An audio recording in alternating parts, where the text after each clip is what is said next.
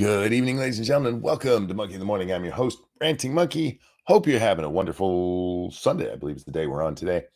How is everybody? How y'all doing today? I'm all right-ish. I'm happy. Oh, had everybody here except the son-in-law. He still had to work this weekend, so got to see everybody else, and so very happy. Those of you who listened to the stream earlier, you know the girls are all here, and oh boy, are they so much fun. Can you believe that stream has a yellow circle on it from YouTube? They're like, oh my goodness, he had 3 little kids and it was all happy and wholesome. We should probably tell the advertisers this is a bad stream. Only YouTube, man. Only YouTube. For God's sake. Your grandbabies sound so stinking cute. They are. They absolutely are. And sure, I'm biased, but they really are. They're adorable and funny and sweet and cute. And little but we were just gonna come on and have her say, thank you, and me and her talk a little bit, and then the other two like, I want to go. Like, well, come on down, let's go have a party. And had a good time, and they enjoyed it. I enjoyed it. I hope you guys did too. But apparently YouTube didn't. They're like, oh, this is a little bit too spicy for us. A little bit too spicy. Anyhow, the little stream was completely adorable, wasn't it? Oh, they're so cute. You know, I know the best part of that. Right after we did it, we went upstairs and the girls wanted to listen to it, so we listened to it immediately. What's up, Beast Boy? How you doing tonight, man? I don't even know where to start tonight. I guess we could start with Kamala. Yeah. Feel like Willie Brown. I'm all dirty and nasty now. Kamala Harris. Well, should we just watch the video? I feel like we should just watch the video. Hang on 1 second as I do producer stuff back in the background here. Shit, where's that video? There it is. Don't talk yet, bitch. I ain't ready for you. I'll tell you when. Oh, no. I'm going to get myself in trouble with that one. Speak when spoken to, woman. All right. This is Kamala Harris in Munich for some conference, which I don't really care about. It's what happened. It's what she said here. And we'll get into it deeper after we listen to this scary fucking woman. All right. Take it away, dick sucker. And by the way, that is her middle name. I'm not being offensive there. Her name is Kamala Dicksucker Harris. Check it out. It's on her birth certificate. I'm almost positive. And there is no doubt these are crimes against humanity.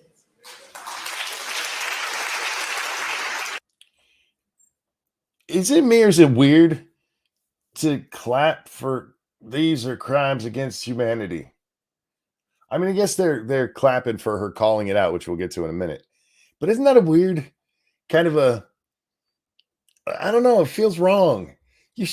These are crimes against humanity. Yay! What the hell? I mean, maybe a little decorum there, maybe a little bit. Anyway, gotta listen to a little more clapping. The United States has formally determined that Russia has committed crimes against humanity. Her speechwriter, man, good God. They just have her repeat the same shit over and over again. Gasp, maybe? Yeah, that would make more sense. But no, yay! I love crimes against humanity. It is Germany, after all.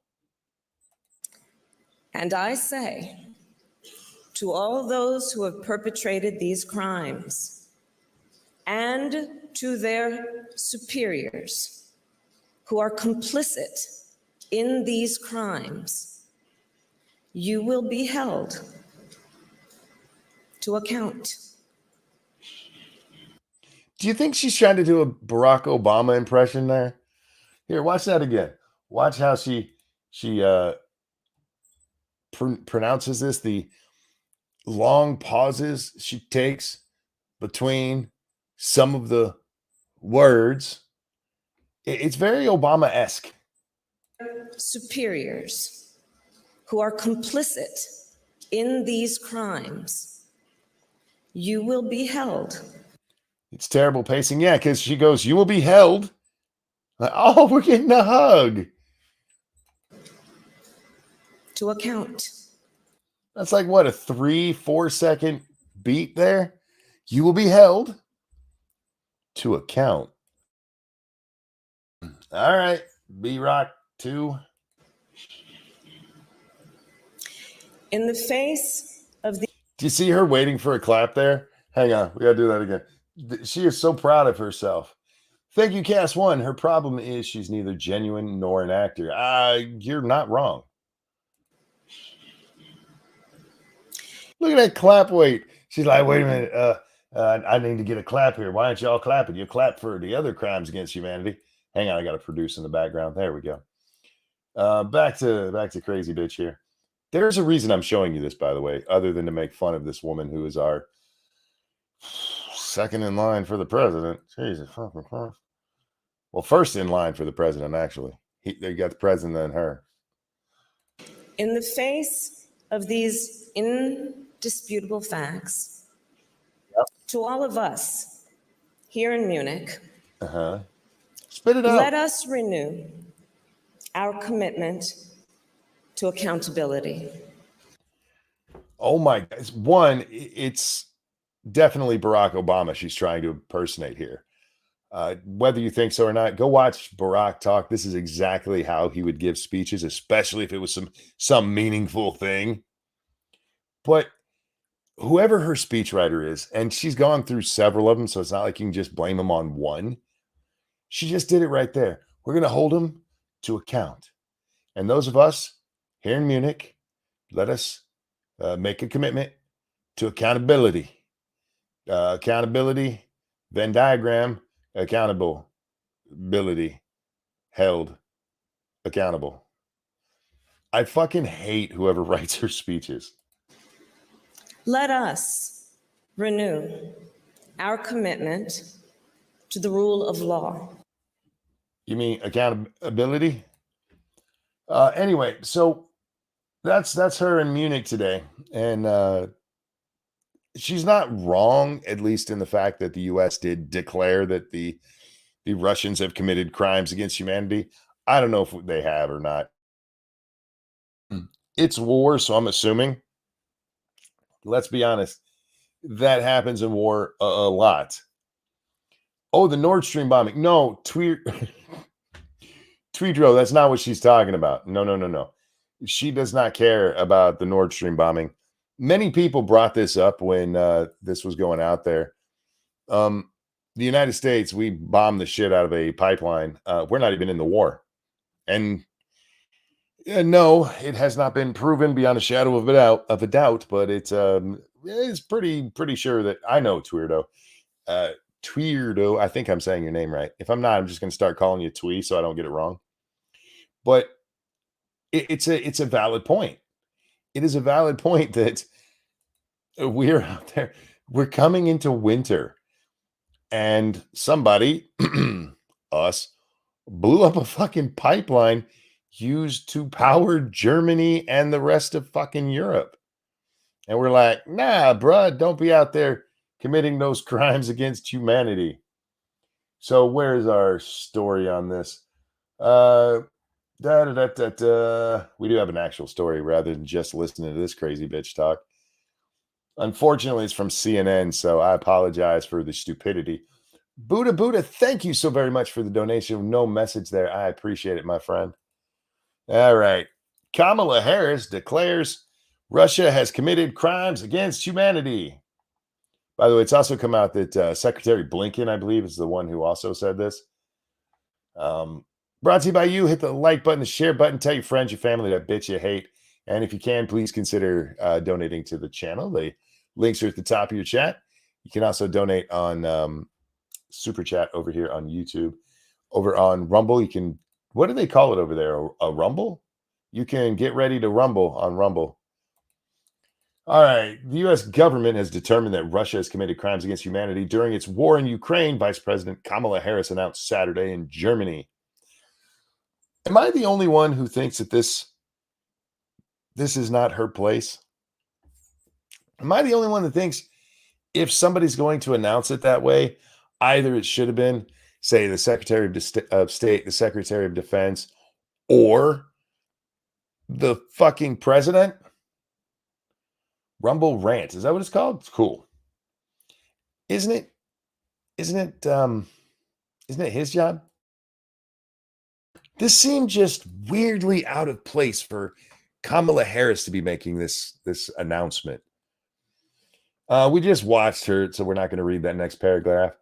The declaration marks the strongest accusation yet from the U.S. as it seeks to punish Moscow for its invasion of Ukraine. The U.S. government declared last March that members of the Russian armed forces had committed war crimes in Ukraine. President Joe Biden and Secretary of State Anthony Blinken have said it was their personal opinion that war crimes have taken place.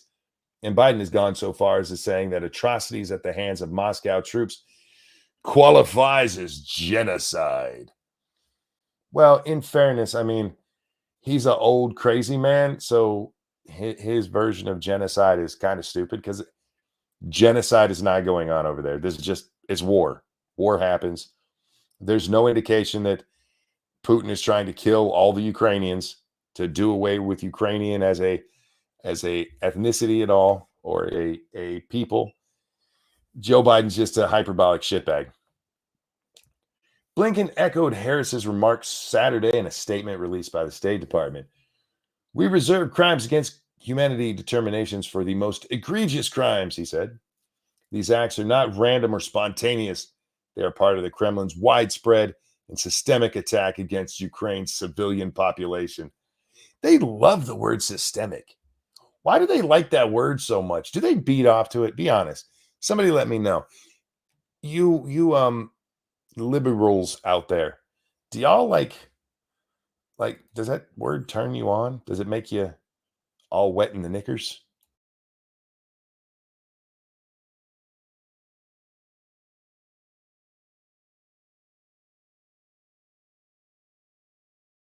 Ooh, little spike in my internet. Sorry about that, guys.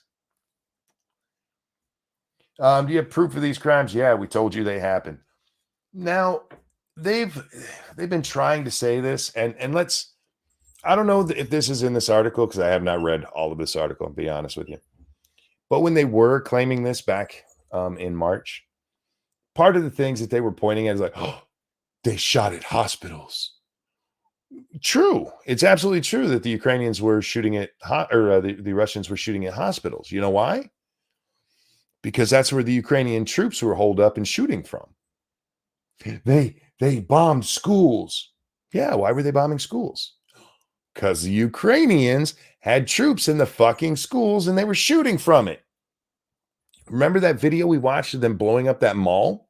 Do you remember this missile comes in and then there's like 19 other explosions, and the Russians said, well, we hit it because it was a military target. They were hiding weapons in there. And the Ukrainians were like, and turns out, yeah, that's what they were doing. They're literally using, yes, exactly, Faithless. They are using Hamas's playbook. And so then they're like, oh my God, they blew up hospitals. Remember, we looked at the pictures and you have the people being led out of the hospitals. The hospital's fucking destroyed. And the people have no injuries. None.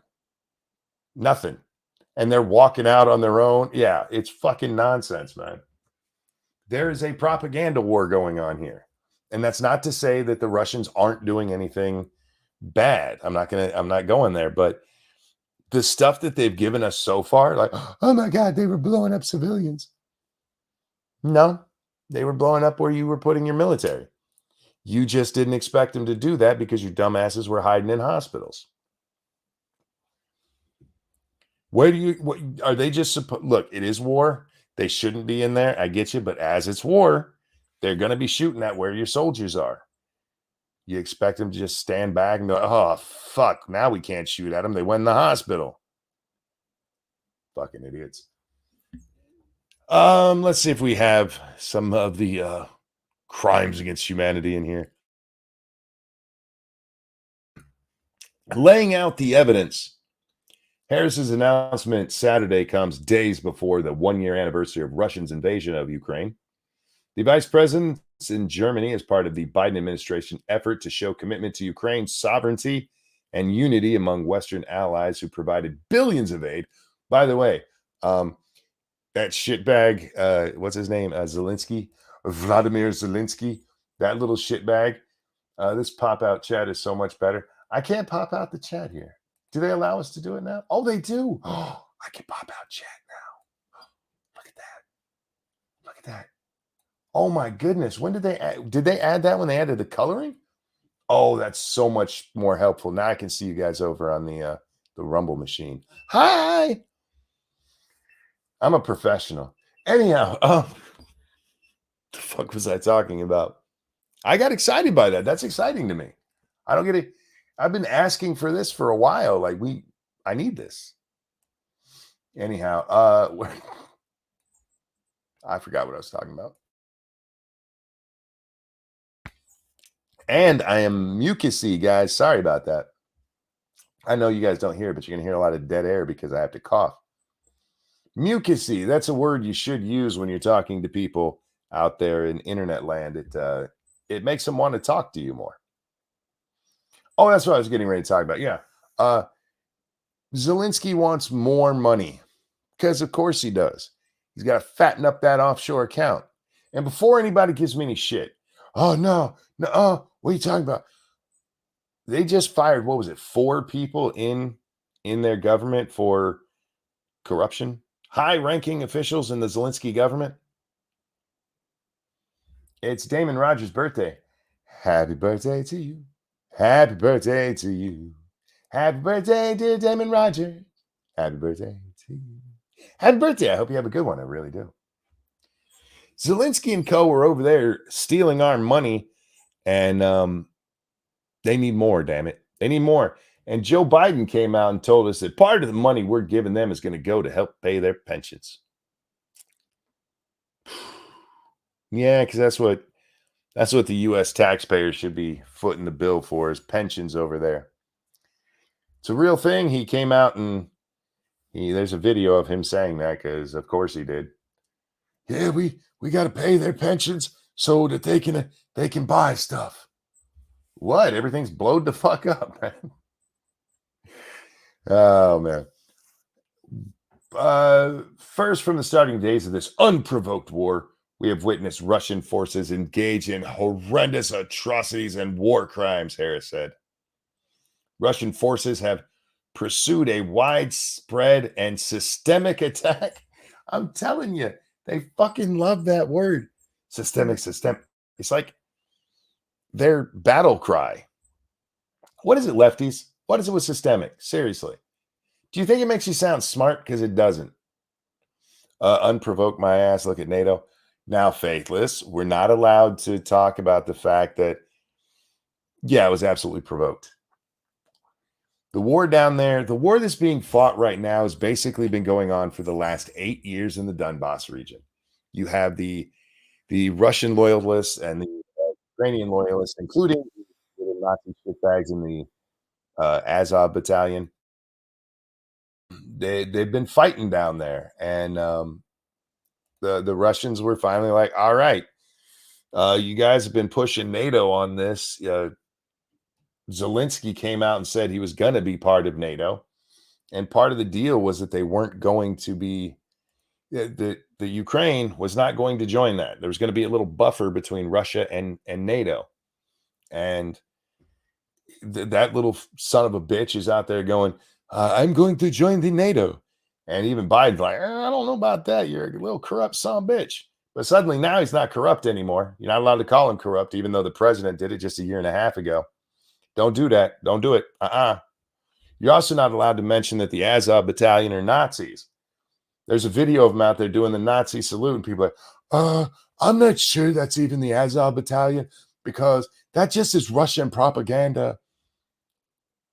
I'm fairly certain every news agency in the United States had ran a story about the Azov battalion and their fucking Nazism before the war, before the buildup to the war. But suddenly, once the war happens, those Nazis, they don't really exist anymore. It's all a bunch of fucking nonsense. Frank, thank you so much. Just got back from dinner with my mother, steak hibachi. Oh, sounds good. And got pulled over for speeding around the corner from my apartment.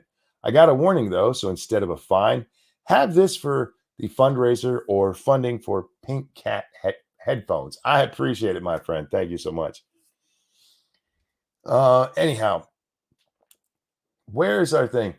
Russian forces have pursued a widespread and systemic attack against the civilian population. Gruesome acts of murder. It's war, man. I mean, I guess they're talking. They've said that they've gone in after they've ran the Russians out, and they hear all these horror stories, and they find these unmarked graves. Maybe I don't know, but gruesome acts of murder, torture, rape, and deportation. One of those things is not like the other three: murder, torture, rape, and deportation. They made us leave. Yeah, well, they killed that fucker. All right. Sure, why not? Execution style killings, beatings, and electrocution, she added. Russian authorities have forcibly deported hundreds of thousands of people from Ukraine to Russia, including children. They've kidnapped them? I feel like I would have heard about that before. They have cruelly separated children from their families. Harris's speech cited evidence of indiscriminate Russian attacks that deliberately targeted civilians, including the bombing of a maternity hospital. What did I fucking tell you? What did I fucking tell you? A maternity hospital that killed a pregnant mother, and of the theater of Mariupol, where hundreds were killed. Bullshit. Bullshit. Tell the whole story, Miss Harris. Tell the whole fucking story. The whole story is that they had military in that hospital, same as they had them in the schools, same as they had them in a fucking mall.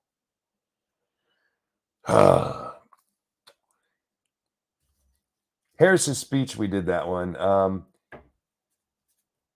The vice president spoke of the horrific images out of Bucha that showed men and women shot and left to rot in the streets, and reports by the United Nations of a 4-year-old girl who was sexually assaulted by a Russian soldier. All right. Here's the truth of war. You're going to have people in there who are going to do bad things that are not approved by those in charge, don't know that it happened. There's no evidence of a systemic raping of 4-year-old girls. Putting that in there is bullshit. You want to charge that guy? By all means, but you can't blame the entire Russian military for that. Fuck. That Russian soldier was Antifa? Apparently, yes.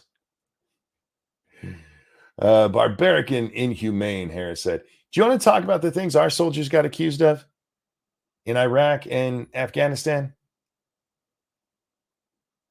Probably not, right? Hey, Miss Harris, as we were leaving Afghanistan, we had some soldiers got attacked and killed. Do you remember that? Do you remember what the U.S. did in response to that? Do you remember? Killed 8 people because an aid worker was taking water to folks. And you guys, to change the fucking headlines, murdered him and his family, you fucking twat. If the Russians are doing this, yeah, by all means, that kind of shit needs to be stopped. But how dare you? You have no fucking place to stand on this. How dare you? You didn't come out and go, wow, yeah, we shouldn't have done that. That's a crime against humanity. You murdered people to change the fucking headlines. They're in a war. You murdered people to change the headlines. Fuck off. And this is not your place to be doing anyway. This should have been addressed by the president himself, not his number 2. Guys, I'm telling you, Biden ain't got 2 months left, guys. 2 months. My time frame. We'll see if I'm right this time. God, I hope I'm not right, because this bitch being in charge is a scary fucking idea. It really, really is. Faithless, I don't know about that. He says, isn't Ukraine the sex trafficking center of the world? No clue. No clue. Monkey, their attitude was pretty much, whoopsie, it absolutely was. We didn't know. Oh, wow. Thank you, Prince of Cats. Good evening. Can you let us know if you hear anything about 87,000 IRS agents being defended by the new House? Being defended by the House. Last I saw, the Republicans were trying to get that repealed, at least that money for it, and there's no way it's going to be, because it's got to go through the Senate, and the president would have to sign it. So, yeah, once it's passed, there's nothing they could do. If they hadn't have passed it, then they could kill it, but there's no way they get that back through the Senate. But now I feel like maybe I'm missing something. Is there some rumor that the Republicans are going to be defending that shit? Did he mean defunded? Maybe. Did you mean defunded? Because, yeah, it's not going to be defunded. There's no way it can be. The only way that they'll be able to defund it is if they sneak something into a bill and nobody pays attention to it. Just because, again, they can pass a bill that defunds it. The House can.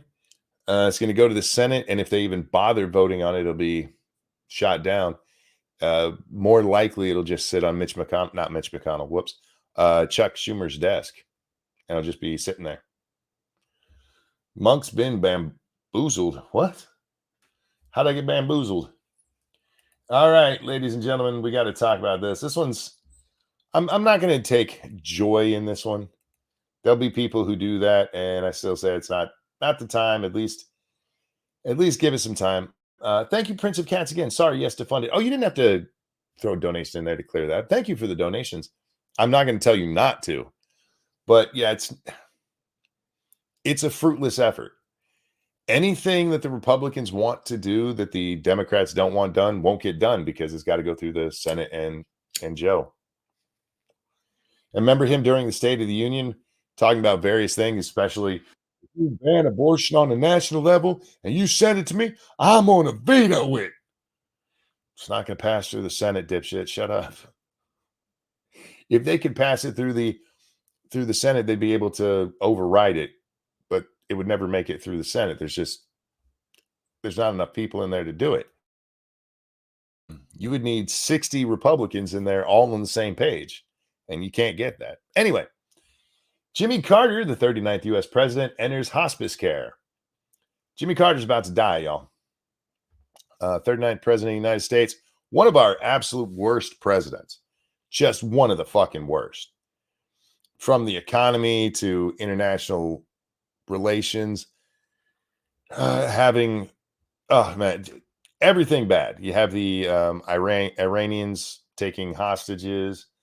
You have us trying to go get them, and the two helicopters backing into each other on the way there. The economy just goes to absolute fucking shit. And we come out of the late 70s and everybody's just depressed as shit. Best former president. I would have given him that distinction, JMK, until the last several years, probably the last maybe 10, where he decided to just be openly commie out there all the time. And look, him going out there doing things like building houses for poor people, that's great. I'm not going to knock him on that. But otherwise, yeah, he's just been out there being a dirty little commie. So, Jimmy Carter, 39th president of the United States, was moved to hospice care on Saturday. After a series of short hospital stays, former U.S. President Jimmy Carter today decided to spend his remaining time at home with his family and receive hospice care instead of additional medical intervention, the Carter Center said in a statement on Saturday. Carter returned 98 in October, served as president from 1977 to 1981. The longest-lived former president has suffered from a series of health challenges. He's 98. in recent years, including surviving cancer, a broken hip, and other recent hospitalizations for a fractured pelvis and a urinary tract infection. And then it goes on to give some background on who Carter is. Mr. President, I wish you a peaceful passing. I really do. Because just because he's politically on the other side of me and all that, I mean, I don't need to dance on his grave, right? No reason to do that at this time. We can talk all the shit we want to. Let's give him a couple of days after he passes. My guess, typically, when they're doing something like this, give him a week, maybe. Series of health challenges is called old, right? But it's challenging to be old. Trust me, I know I'm fucking old. And I'm not even his age yet. I'm not even half that age. Am I half that age? I would be, 94 is double. So yeah, I'm not even half his fucking age yet, man. Made it to 98. 98.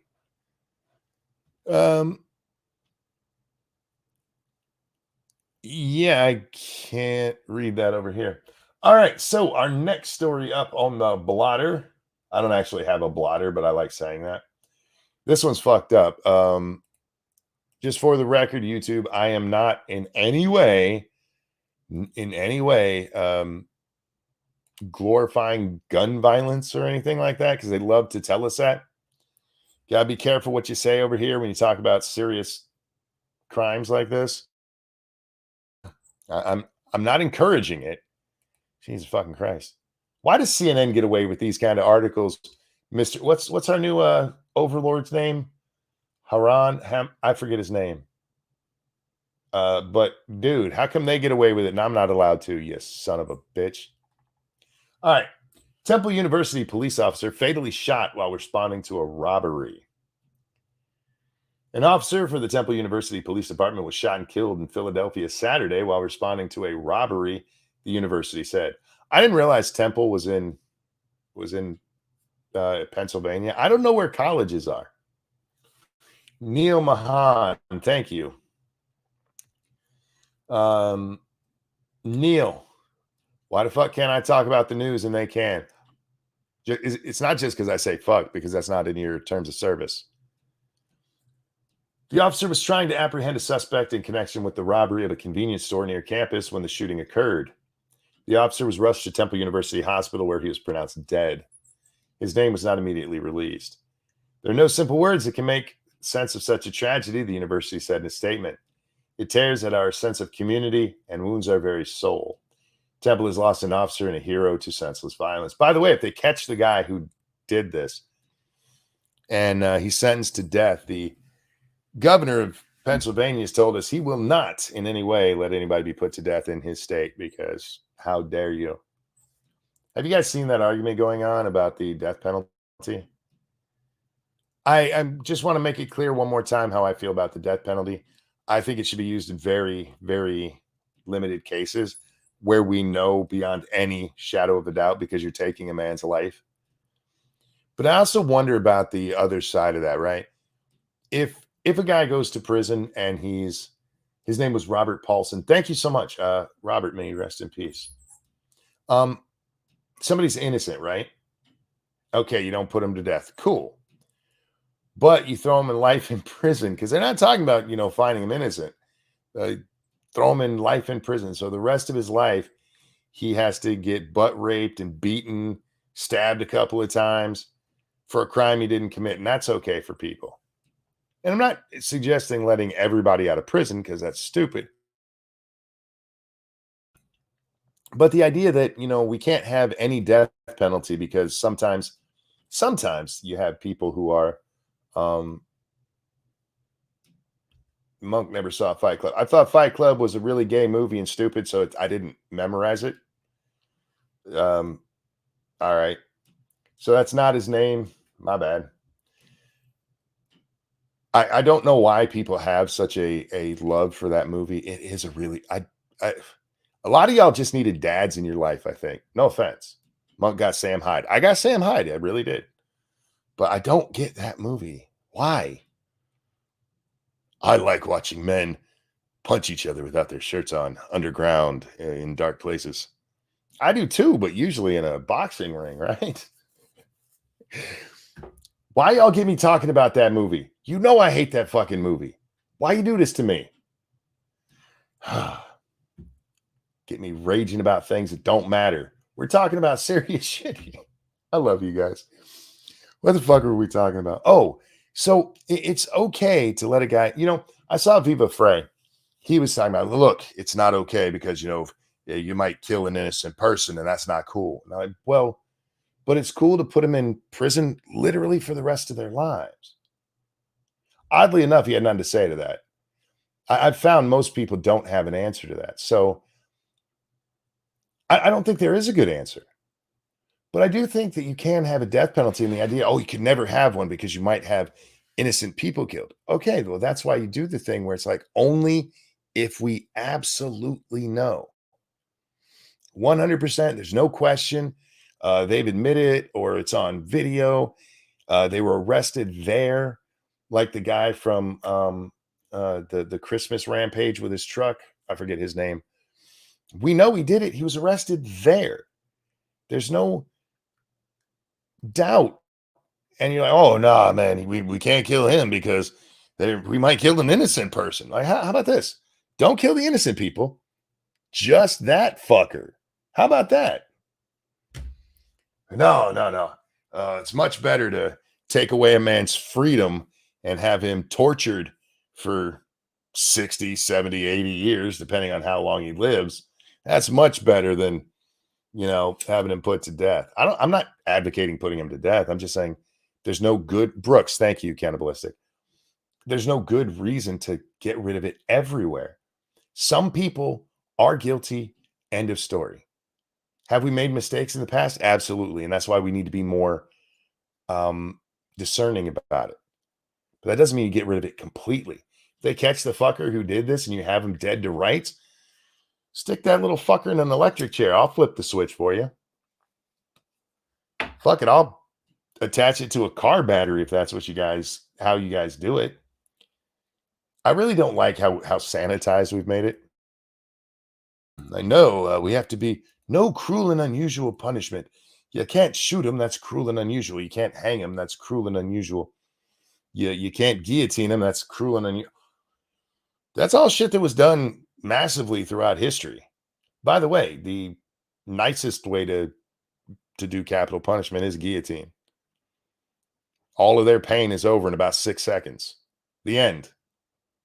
Heads sliced off. Electric chair is actually kind of fucking mean. Gas chambers. You guys ever watch Faces of Death? Do you guys know what Faces of Death is? Faces of Death was a series of movies. I think they're from is it the late 70s, early 80s era? And it was people dying in really stupid ways. And in some of them, they had filmed executions. I've seen a man quartered, which by the way is fucking horrific. Guy was quartered in Russia, and what they say was it ended up being for like $20 in taxes. Like, Jesus Christ, man. And they quartered this motherfucker in front of his family. And his little nugget body is laying there and his head is moving all over. This is not like 1,000 Ways to Die, Corey. I know what 1,000 Ways to Die is. This is the actual video. They showed a guy in the gas chamber. He just kept trying to hold his breath. Faces of Death in 84. Good God, is it that? Oh, man, I'm old. And then saw somebody who was shot by firing squad. That one actually didn't seem too bad. They hit him right in the heart and he just kind of slumps over. I didn't get to see somebody. I really didn't like that one. I'm not a fan of watching people die. I don't know why I watched as much as I did. They also show a family go pick out, I'm not saying any other names, but a family go pick out a puppy so that they could butcher it for dinner. And probably the most famous scene from Faces of Death is them eating the monkey brains. But Devil's Advocate, that absolutely is my favorite as well. Couple of drunk college kids are on top of a building and they decide they're going to go homemade bungee jumping. And I forget the height of the building. We'll say the building is 100 feet tall. And so they being the smart people they are, like, well, it's 100 feet down. We need 100 feet of bungee cord.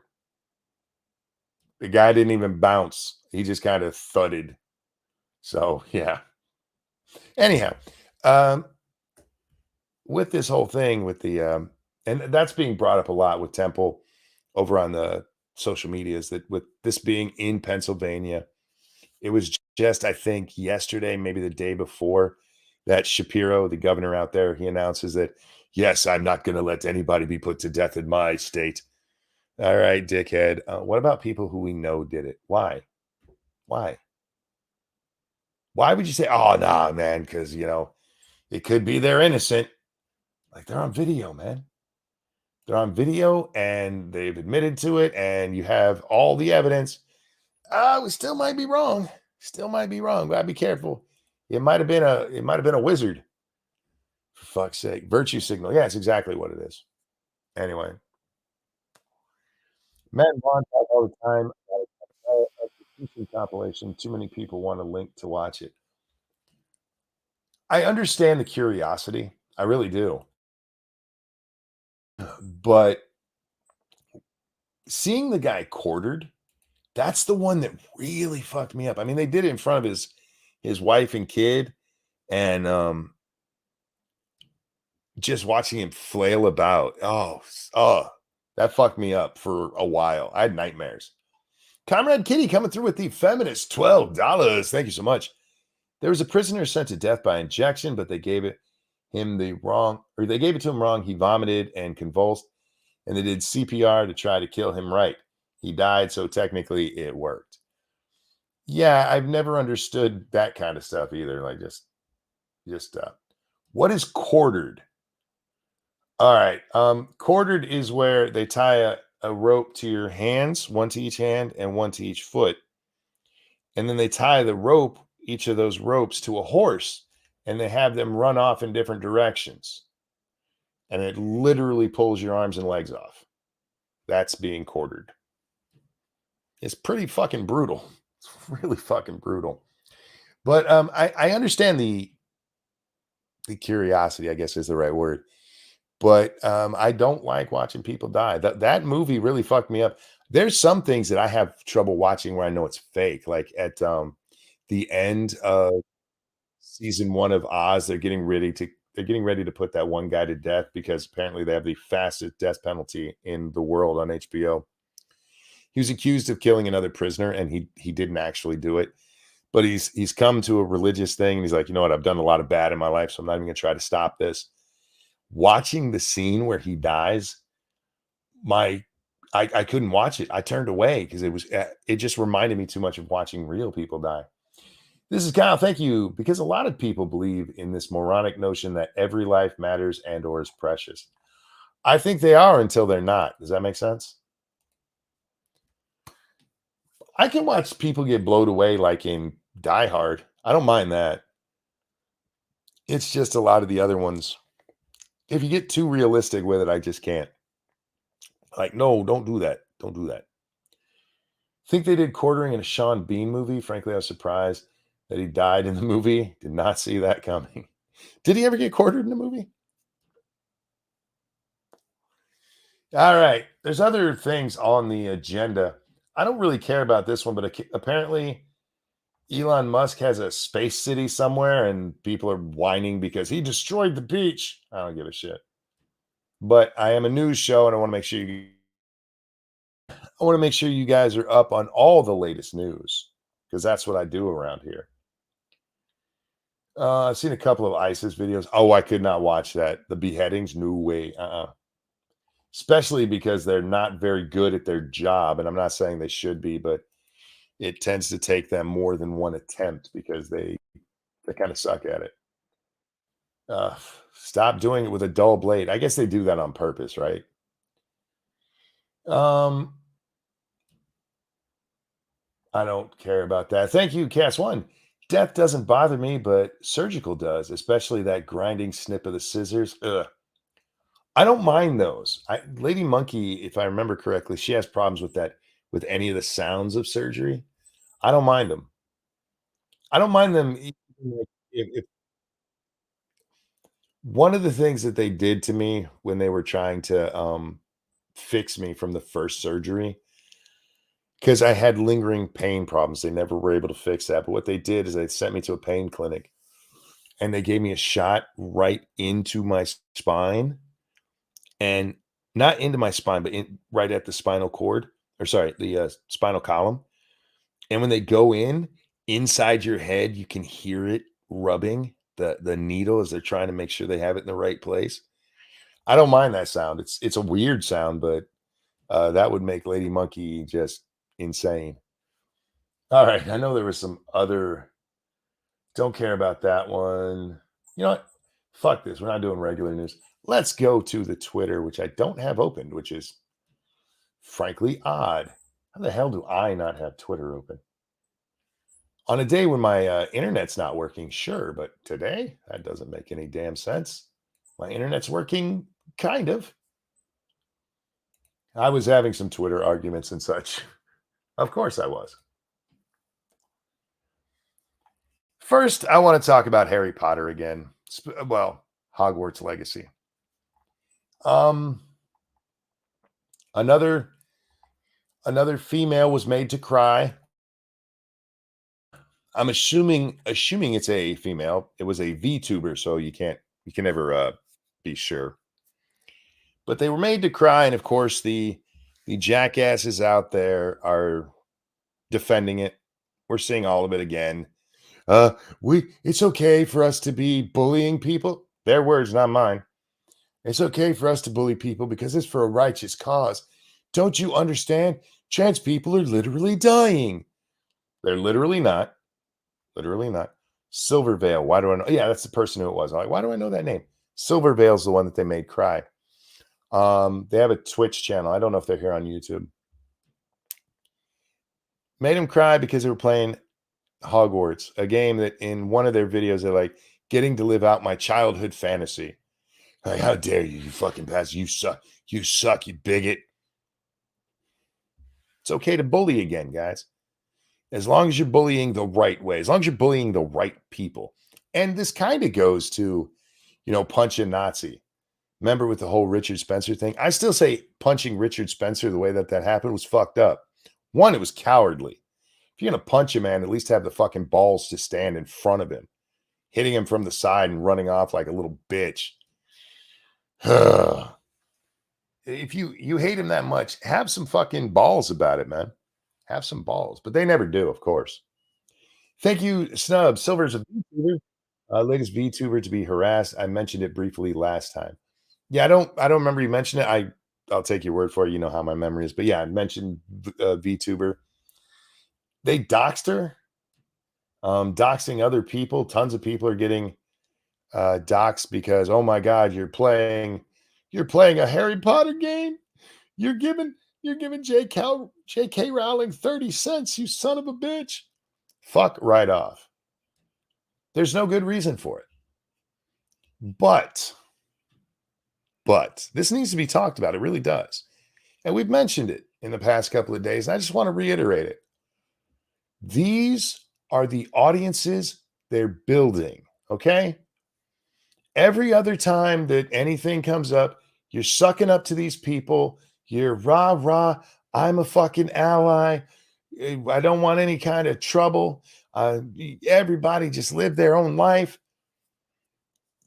You cultivated this audience. Now, I don't know if Silver, whatever their name is one of those people who does that. But I've seen a lot of it on Twitch. In fact, it's one of the tags you can put in your video. Ally. I'm an ally. I'm not an enemy. I'm not your ally, especially with all your nonsense. Got into an argument with somebody today who told me that J.K. Rowling is making laws that are taking away their rights. They're like, J.K. Rowling is taking that away? And they said, yes. You see, there's lawmakers who are trying to pass laws and they quote her. All right. But But that's not her passing the law. No. And she's stopping people from getting medical treatment. I did not know that if a trans person broke their arm, they couldn't get any help. I didn't know that. That I'm against. If trans people have pneumonia and they're being turned away at the doctor, you got to help them. But stop calling it healthcare when you're talking about cutting off a wiener, because that's not healthcare. What you're talking about is mutilation and drugging people. Drugging people in a way that they don't need to be drugged. So stop calling that healthcare, because that's not what it is. I don't know what the real name for it would be. Drugging and mutilation seems right, though. It's certainly what's happening. But yes, J.K. Rowling is making all of this happen. JB, thank you. You're a man now, Harry. Yes. And they're all proud of it. They're all proud of it. Yes, we're doing this. You have Keffels out there right now doing the same silly shit, starting fights with other trans people again to start bigger fight. It's they're just bullies, and it's okay as long as you're on the right bully side, I guess. Snubber, thank you. To further add, several Twitch ambassadors downplayed it, said trans community isn't harassing people, and dismissed the blowback as Twitter anime profiles deserve to be mad. And silver hate comes from Twitch's auto mod banning trans in chat. That doesn't matter. I hear you. One, thank you so much. It's a very kind donation. But it doesn't matter. None of that shit matters. It's still bullying. And this is what it goes back to, right? It's Silver's fault. How dare you? How dare you? Comrade Kitty, thank you. Clownfish made a good point. They yell now, but the moment Mario Land opens, they will go Universal Studios, and JK gets money from them anyway. Fair enough there too. But back to what, look, we live in a society bullshit is what they fall back on every time with that. But Snubberth, you're kind of getting at what I was talking about. The different platforms, they're allowing it. They're allowing it and excusing it. The communities are excusing it. It's all okay. It's all okay because it's all right to bully people if they have the wrong ideas in their head. What have I told you guys time and time and time again? Control language, you control everything. They can bully, you can't. You get shut down for it. You get turned away. You get your livelihood stripped. Yeah. But they can do it and be fucking brutal about it. Alex says, to be fair, it is okay to bully people for being stupid. No, it's not. I'm talking about the TOSs here, Alex, not real life. Frankly, I think these people who are crying over getting bullied need to man up a little bit. And I realize some of them are women, but tell these people to go fuck themselves and enjoy the fucking game. I get it. You're seeing a lot of hate in your chat. It'll go away the more that you respond to it and let them know that you're bothering them or that they're bothering you, the more they're going to do it. Kyle, thank you. I think I've heard this one before. There's no bad tactics, only bad targets. True story. If we're talking life ruination, then of course not. Well, I don't know if you've been paying attention to what's going on with the Hogwarts Legacy thing, Alex, but they're making women cry over playing a fucking video game.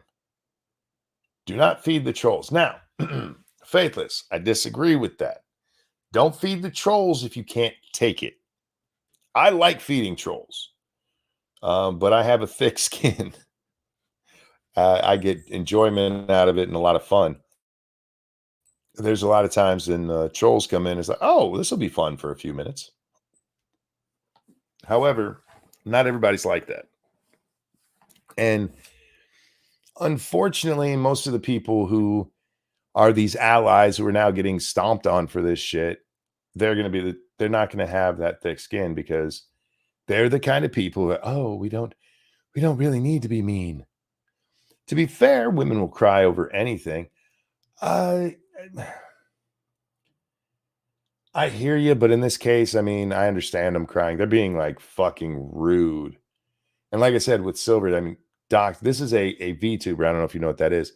That's somebody who uses an animated avatar and doesn't show their face. You don't know who they really are, and they're getting doxxed over playing a goddamn video game. People cannot even handle a wrong pronoun, for fuck's sake. True. And that's the shit we have going on. You're letting them know they're winning. Tell them to go fuck themselves and get back to your game and enjoy it. And those people who are doing it, who are actually out there saying we're bullying people, you're shitbags, and I hope really bad things happen to you. I hope you accidentally get the wrong hormones and become more female or more male than you were at birth. Comrade Kitty, thank you. Waifu lives matter. Indeed. I just hate this shit, how they get away with it. And we see it over and over and over again when it comes to lefty bullshit like this, where their tactics are fine. It doesn't matter what tactics they use. It's great. It's great. But here's a great example. There was a new Twitter file that came out today. Just the other day, we had the House, the House committee looking into the Twitter files. I forget what the actual designation of the House committee was. But during that committee, it comes out that Donald Trump asked Twitter to take down one of Chrissy Teigen's tweets. And it hits all the news. All the news. It was headlines everywhere. Excuse me 1 second. I just need a moment to myself, guys.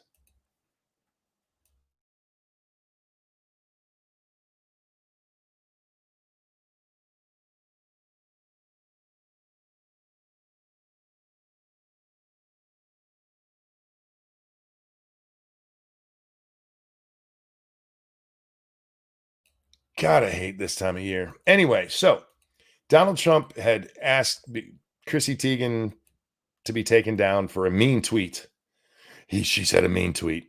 And yeah, it's not right for the president to be asking for her to be silenced like that, even though she is kind of a stupid bimbo.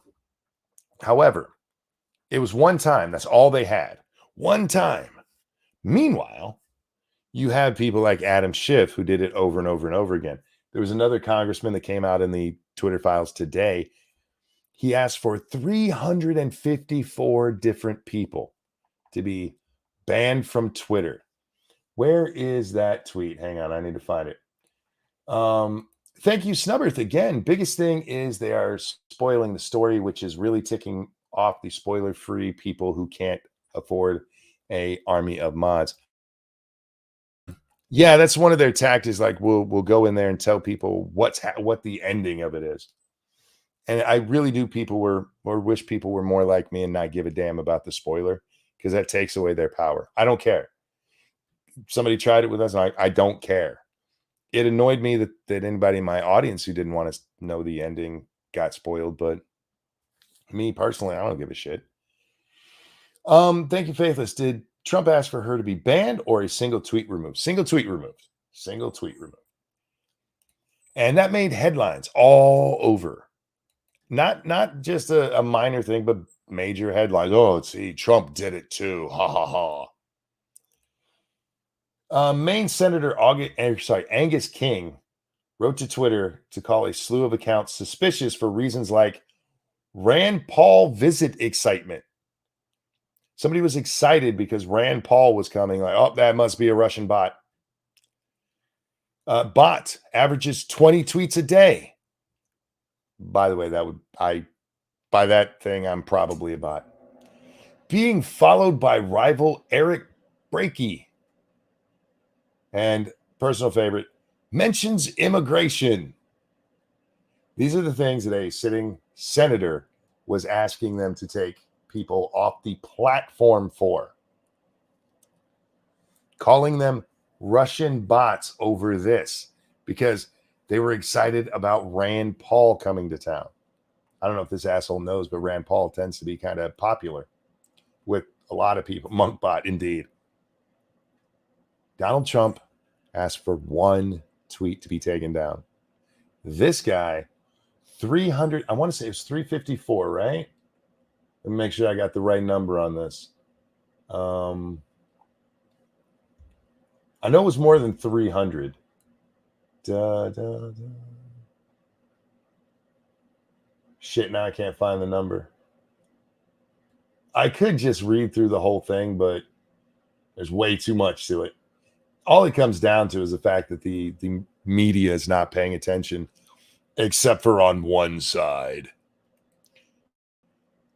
Thank you, Cast One. Well, there goes my troll for this month. Was going to say you will die in a 7 Days to Die stream. Thanks, Monk. Now, what am I going to do for fun? You could say that in my Harry Potter game because it happens occasionally. Happened in my Wild West Dynasty. Oh my God, there's so much to talk about on that. 20 tweets a day, so the Krasensteins are bots, right? Now, the newest dump here. I probably should throw that into chat for you guys. Let me bring it up from the top. Here's the latest one, the latest Twitter files.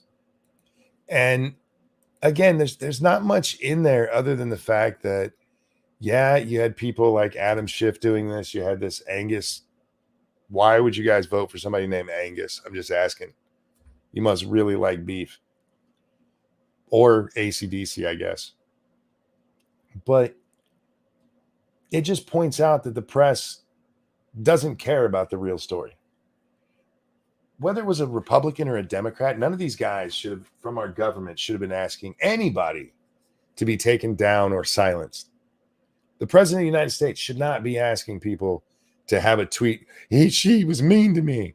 Suck it up, homie. Suck it up. I have a feeling that when it came to Trump's, and I'm not trying to defend him here, but I have a feeling that was more based on the way that the site had been being run rather than, oh my God, I can't take somebody being mean to me one time. I can't fight back, so this is not right kind of thing. Where this other guy's like, these guys are clearly Republicans, must be Russian bots. Nobody's a real Republican. Those are fake. But yeah. 300 odd times this motherfucker asked for people to be silenced. Do I want to talk about not really. Again, we talked about it last night. Let's talk about this fucking retard. Do you guys know what Actual Fandom is? Actual Fandom is a site here on YouTube, a channel, and he's over on the Twitter machine and elsewhere, I suppose, who's kind of the anti-Comicsgate. He's a big, stupid lefty. I watched some of his shit. I'd never heard of the guy before until today when I saw this clip, and I was like, you've got to be kidding me. And I had to go look it up. I'm like, who is this fucker? And this is him here on the left of your screen. His name is Dane. What up, Dane? Not making fun of his name. I just think it's funny. But Dane here, he's going to be talking to us about trans people in women's prisons. And he's got a unique point of view. Of women's shelters are willing to house trans women. And this is what gets into specifically the kind of shit that J.K. Rowling is, Faithless says, looks like a hipster. If you see him just right in this clip, it looks like he has a man bun, but I can't swear to it. And this is from just the other day, so is that Vosh? No. It just seems like it looks like him. All right. They'll let trans people in women's shelters, which, by the way, there's some that won't. But somehow that's related to JK. I'm not sure. I don't exactly get his logic here, but this isn't the part we're actually interested in. The part we're interested in comes down here. The kind of shit that J.K. Rowling is, a dipshit about. J.K. Rowling's a dipshit for thinking biological women are different than trans women. If you don't think it's different, why do you say trans women? Because you know what? Nut says Vouch wannabe. I would say he's the Vouch of Comicsgate. How about that? He even says in one of his streams that the reason that he got into this is because he wanted to make a video against Ethan Van Sciver. I have no love for Ethan. I don't know the guy that well. I don't know his content that well. But just a kind of a primer for where this guy came from. He's the Comics Gates Vouchy Vouch. Why do I keep clicking the wrong damn button? That is starting to piss me off. Sorry, guys, there's nothing you need to do with. These the weirdos that were on Sitch and Adam? I don't know. Were they? Chris Jones, thank you.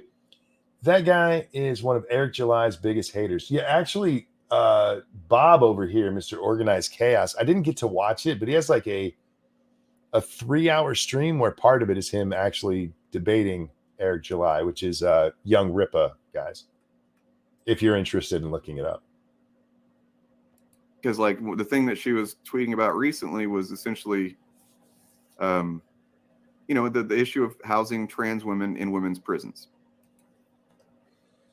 It should be noted that a vast majority of the trans women being housed in women's prisons are in prison for sexual assault.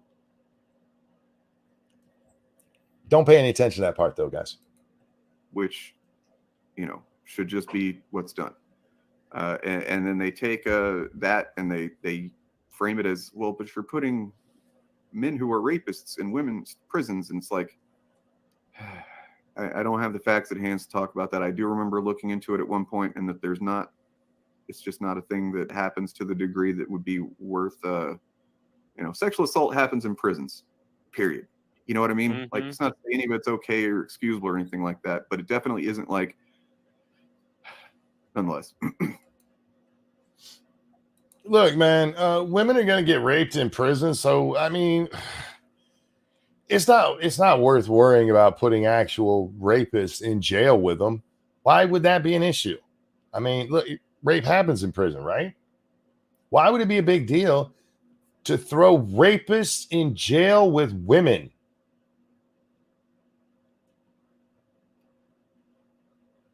Why would that be an issue? I don't know why anybody's upset by that. J.K. Rowling's stupid.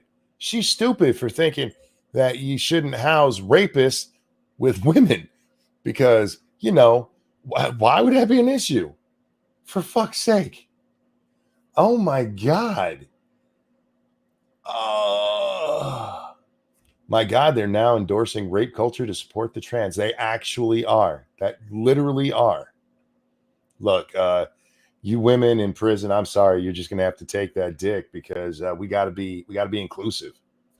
It's look, if this guy goes into this trans woman goes into a male prison, she might get raped. So what we need to do is send that trans rapist into a women's prison so that they can rape people. We don't want that trans person getting raped. How about this? How about we deal with the rape problem in prisons? Because that is something that needs to be taken care of. That should not be happening in our prisons. But how the fuck do you go to, you know what? Them women, I mean, they just got to kind of put up with it.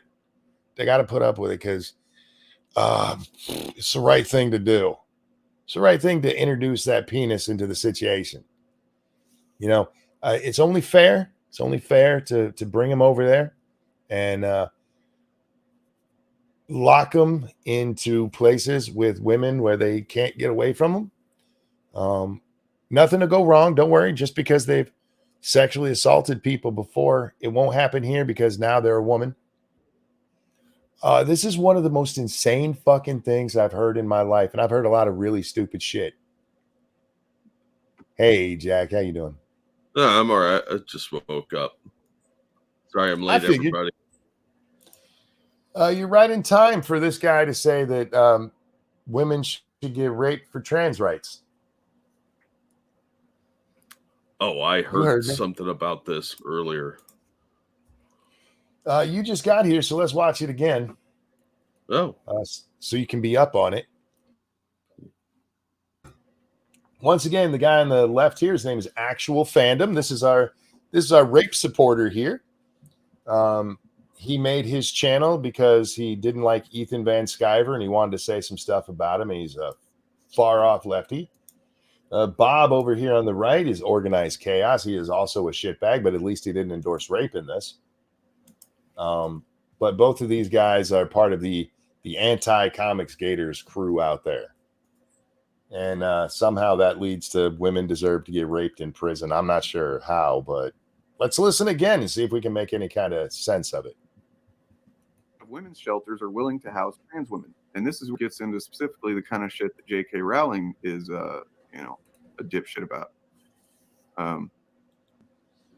Because like the thing that she was tweeting about recently was essentially, the issue of housing trans women in women's prisons, which, should just be what's done. And then they take that and they frame it as, well, but you're putting men who are rapists in women's prisons. And it's like, I don't have the facts at hand to talk about that. I do remember looking into it at one point, and that it's just not a thing that happens to the degree that would be worth, sexual assault happens. I just want to pause him there because, look, it just doesn't happen enough for us to really care about it. It's what he was going to say. Yeah. That is what he was about to say. Women getting raped doesn't happen enough for us to care about it. You are a special kind of fucking horrible person. Yeah. But anyway, let's let him finish his, I guess we can call it a thought.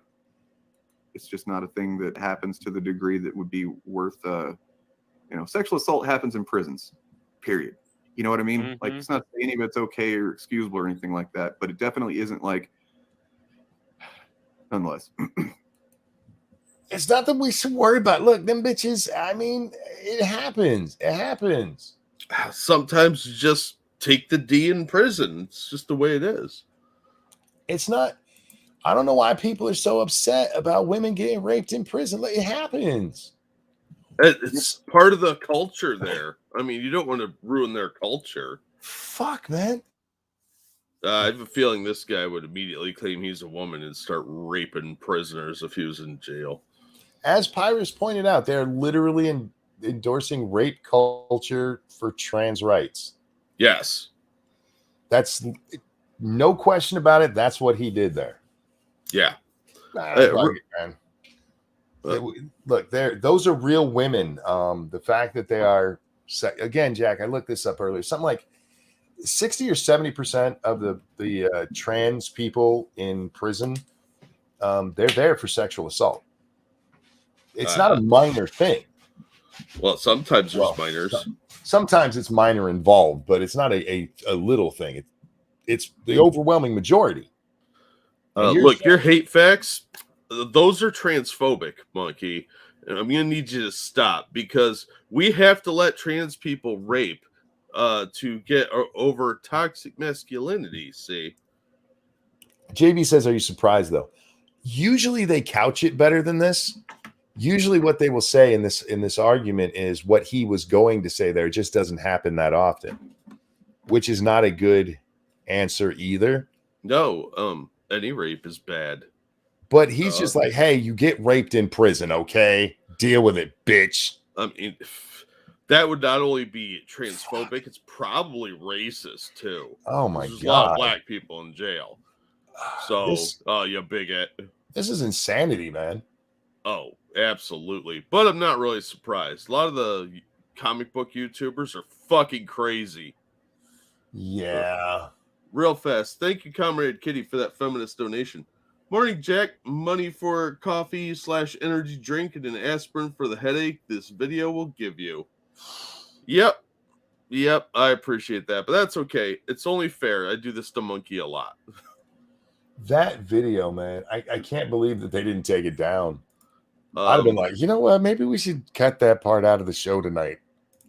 You would think. Is that who was that guy? Actual Fandom? Actual Fandom. I'm wondering if that clip is on the YouTube or on the Twitter machine. That's where I found it. Oh, would you send that to me? Of course I will. I'm a good friend. I might have a use for that. There's also the full video you can find. It's from just the other day. I didn't get to watch the entire thing, but yeah. Hang on. Give me a second, Rippa guys. versus Goalpost? Jack. What's that? I'm sorry. Was it from Rippa versus Goalpost? Yeah, I just sent it to you. Oh, I don't get notifications anymore. I have to refresh. Well, I was entering it in. I hadn't hit enter yet. Oh. So you're getting ahead of me. I'm trying to be a good friend here, and you're taking that away from me. No, you're always being a good friend. So I was trying to do something nice. By the way, guys, I'm throwing it in the chat for you guys if anybody else has a use for that.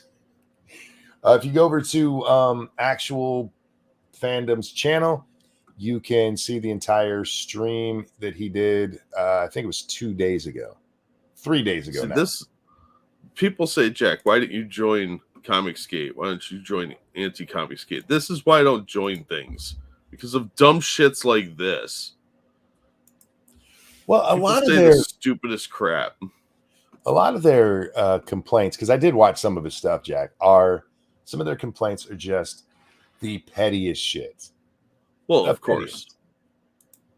And it's kind of like watching old Destiny, where they'll just grab onto one little meaningless fucking thing and run with it for literally hours. But anyway, Yeah, they think that's how you make a YouTube channel. Your content is all drama.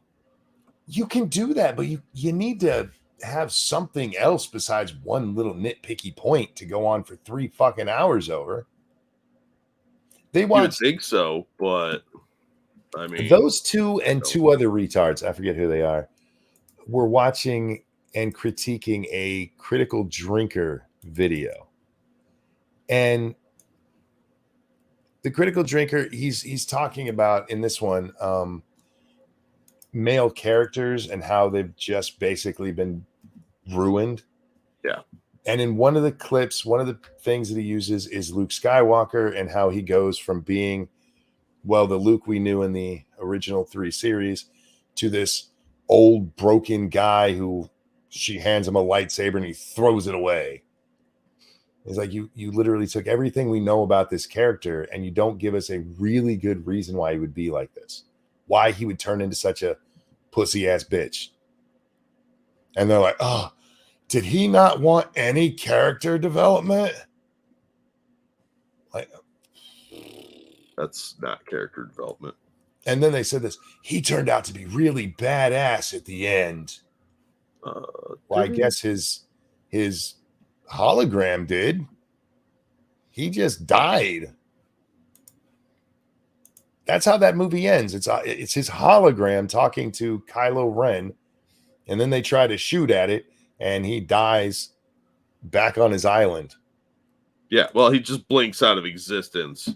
That's pretty badass, man. That was super lazy. Like, that was the laziest character death probably in cinema history. Mark Hamill himself said the character was destroyed. It was. And they were so nitpicky over it. Oh my, I thought I was a nitpicky piece of shit, but no. Fuck. Yeah, they're doubling down on the sequel trilogy. I don't know if you heard that. They're bringing Daisy Ridley back to play Rey. And Why? she's going to team up with Grogu. Because they're trying to save Star Wars. So they got to bring their most successful character back. And they're teaming her with the little kid. Okay. Yeah, I was like, that's fucking dumb. But no, I hadn't seen that. Yeah, what they need to do if they want to save Star Wars is move out of this time frame. Jump ahead 50 years. Jump back 100,000 years, whatever. Retcon the shit out of that sequel trilogy so it's not part of canon to make the fans happy. That they really need to do that. Look, they made a lot of money, but if you look at the trajectory, Force Awakens makes a shit ton, and then what was the second one? Not Rise of Skywalker. The Last Jedi. Yeah, still made a lot of money, but it took a huge hit compared to the first one, and then the Rise of Skywalker took an even bigger hit, where that one may have made some money, but not as much as they would want with all the marketing and shit. Because after The Last Jedi, nobody trusted them with the Star Wars. No, and that was such a convoluted mess. I mean, sadly, that third one was the best one of the trilogy, and it still made barely any sense. Yeah, and it was still a very bad movie, absolutely. Supposedly, there were like 7 or 8 cuts of that film by different directors, and I was like, wow. This is the one you went with. What they need to they need to move completely away from it. Yeah, Just get out of the Skywalker time period. Just move. They can't do it though because they're stuck in the mentality that nothing else will sell. Even with the Mandalorian, they had to work in that guest appearance by Luke. They had to reference a lot of the characters. They even brought Boba Fett in. Man, So they could. This is Star Wars. It's not like you're in some kind of way held to linear time. And what I agree, but they're too lazy to do that. No. What I'm getting at though is, and I hear you. I know that. I'm trying to give them some pointers here. Jump 100 years into the future. And even if you have a Skywalker, it's a Skywalker that's, they don't even remember their grandpa or their great grandpa, whichever. And you could have it set up so instead of just one big bad guy like that, the known universe is fractured into 3 or 4 different parts and they're warring with each other. You could have a lot of really intricate stuff going on. You could have Jedi and Sith, but still have those 2 factions split within another kind of thing. Just there's so much stuff they can do. Darth Mondo says they did that in the EU. I just want to say, Darth Mondo, you are probably the luckiest of all of my audience members when it comes to birthday songs. He got all 3 of my granddaughters singing happy birthday. And they had fun singing it too. You should have seen their faces. By the way, happy birthday, bud. Happy birthday. All 3 of them got right in on it. It was great. Nice. So, yeah, there's so much they could do with it, but instead they're going to double down with the same stupid shit. But that's great because that means actual fandom there can make really stupid videos about how great it is. Yeah, seriously, if you want to watch some bad takes, go watch his fucking channel, man. It's really shit. It is shit. But I mean, obviously, because he's apparently a rape enthusiast. He really likes rape. All right, I don't want to say he really likes rape. He's indifferent to rape. Yeah, I mean, he doesn't seem to mind it too much. Solo lost money. It absolutely did. The first ever Star Wars movie to lose money, and that's why they canceled so many and took things like Obi-Wan, which was originally supposed to be a movie, wasn't it? Yeah. And they move it into this crappy TV show that made no sense. It didn't make sense within their own canon, let alone the original trilogy. So I don't know what the hell they were doing there, but everybody has to end up turning into a giant loser. Have you noticed that? Especially the men. Oh God, yes, the men. So they're like, oh yeah, he's a bitter, probably alcoholic who's just he's mad at everything. Dude, you've done the same thing with every character. Han Solo turned into a loser. Obi-Wan Kenobi turned into a loser. Luke Skywalker turned into a loser. Chewbacca probably is a loser too. I don't know. Somebody stole him. He's Han's dog, and Palpatine kidnapped him, apparently. I'm glad this has come up, though, because I do want to talk about the new Picard series. I haven't watched any of the Picard series. I've seen clips, and I've talked to you and Undoomed about it. So I know the basic stories that's going on there. But season 3, so far, there's only been 1 episode that's released. People are like, this isn't so bad. And I wonder if it's just that the first 2 seasons were so shit. But Undoomed did a short review of the first episode. And he said that Picard is acting more like Picard, Riker's acting more like Riker, which is great. Awesome. Because I really do love those characters from the TNG days. Yeah. But the subject comes up because he says in it, of course, there's a lot of visuals that are really pretty. It's a Star Wars movie or Star Trek, my mistake. Star Trek show, and there's a lot of money behind it. And it made me think about the original show. TNG, I'm pretty sure DS9 had the same issue. I didn't watch Voyager. I'm assuming they had it. But back in those days, they didn't have a big budget for all of the fancy sci-fi stuff. That stuff is expensive. And if I remember correctly, TNG had $1 million budget per episode. That might sound like a lot, guys, but you got to pay your actors. You have to pay all of the crew. You have to pay for any of the special effects you have made. All of that stuff, you have to pay for it out of that $1 million. So what they would do if you take an episode like, I forget the name of it, but where the Enterprise C comes back. Oh, yeah. There's a lot of special effects in that one. In order to make that show, what they had to do is in the episodes before that, they had to not spend any budget on sci-fi. You maybe see the ship fly by one time. And they would save up and they would do these kind of pocket shows where it's contained. It's almost even in a single spot sometimes, a single location shot. No, don't spend anything else on it's all the bridge, for example, right? Nadia's, thank you. Too little, too late. I've heard some people say that with the new Picard, but I don't know. For some people, it might be. But anyway, yesterday's Enterprise, thank you. Such a good episode, by the way. But they had to save up for those big ones. So they really did have to work more on the writing to get people to care about the characters, to care about the show. Where now it's just like, Michael Bay that shit. People will watch. Just blow up some shit and shake a camera. People will tune in. And it made me think about the two different versions of the Wrath of Khan, the actual Wrath of Khan, and then the one with Cumberbatch Longface. Yeah, Into Darkness. Into Darkness. Yeah, that's the one. I have not memorized the names of those ones because they're all pretty much shit, really. Yeah. And you look at the difference between those two. The special effects in the original Wrath of Khan are not that good. They were all right for their time, but they weren't like exciting. And even the space battles kind of eh. And then you look at Into Darkness and it's this really beautiful space thing, but the story fucking sucks. It's trash. Yeah, you can hide a shit story behind special effects and the dummies will be like, yay, boom, boom. Yeah. Hey, put some lens flare in there. People like lens flare. The earbug scared the shit out of me as a kid. I didn't see Wrath of Khan as a kid. Well, I guess I kind of did. I think I was 17 or 18 when I saw it. I just thought, wow, that looks kind of crappy as a special effect.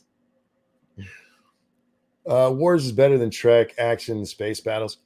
Well, again, if you look at the original Star Wars, even though it gives us industrial light and magic, there's not all that much really big explosive special effects.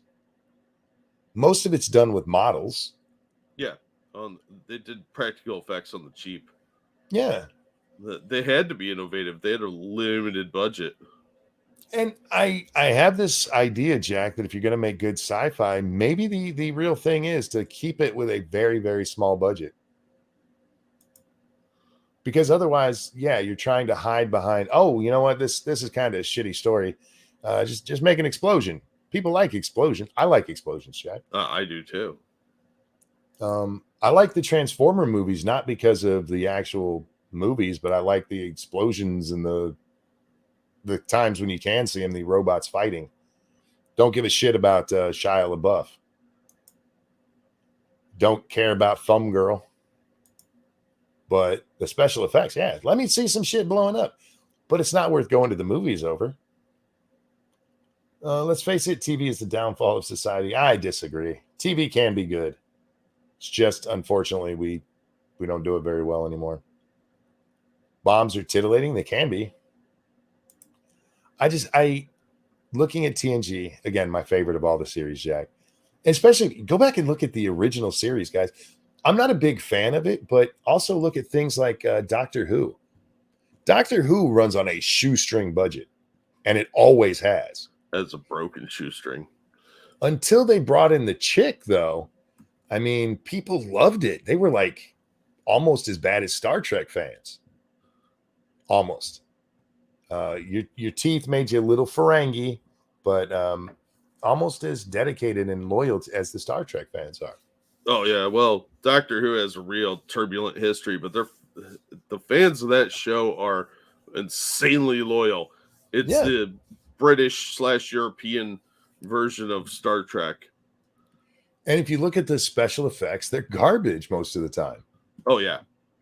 I think PBS shows here had better budgets.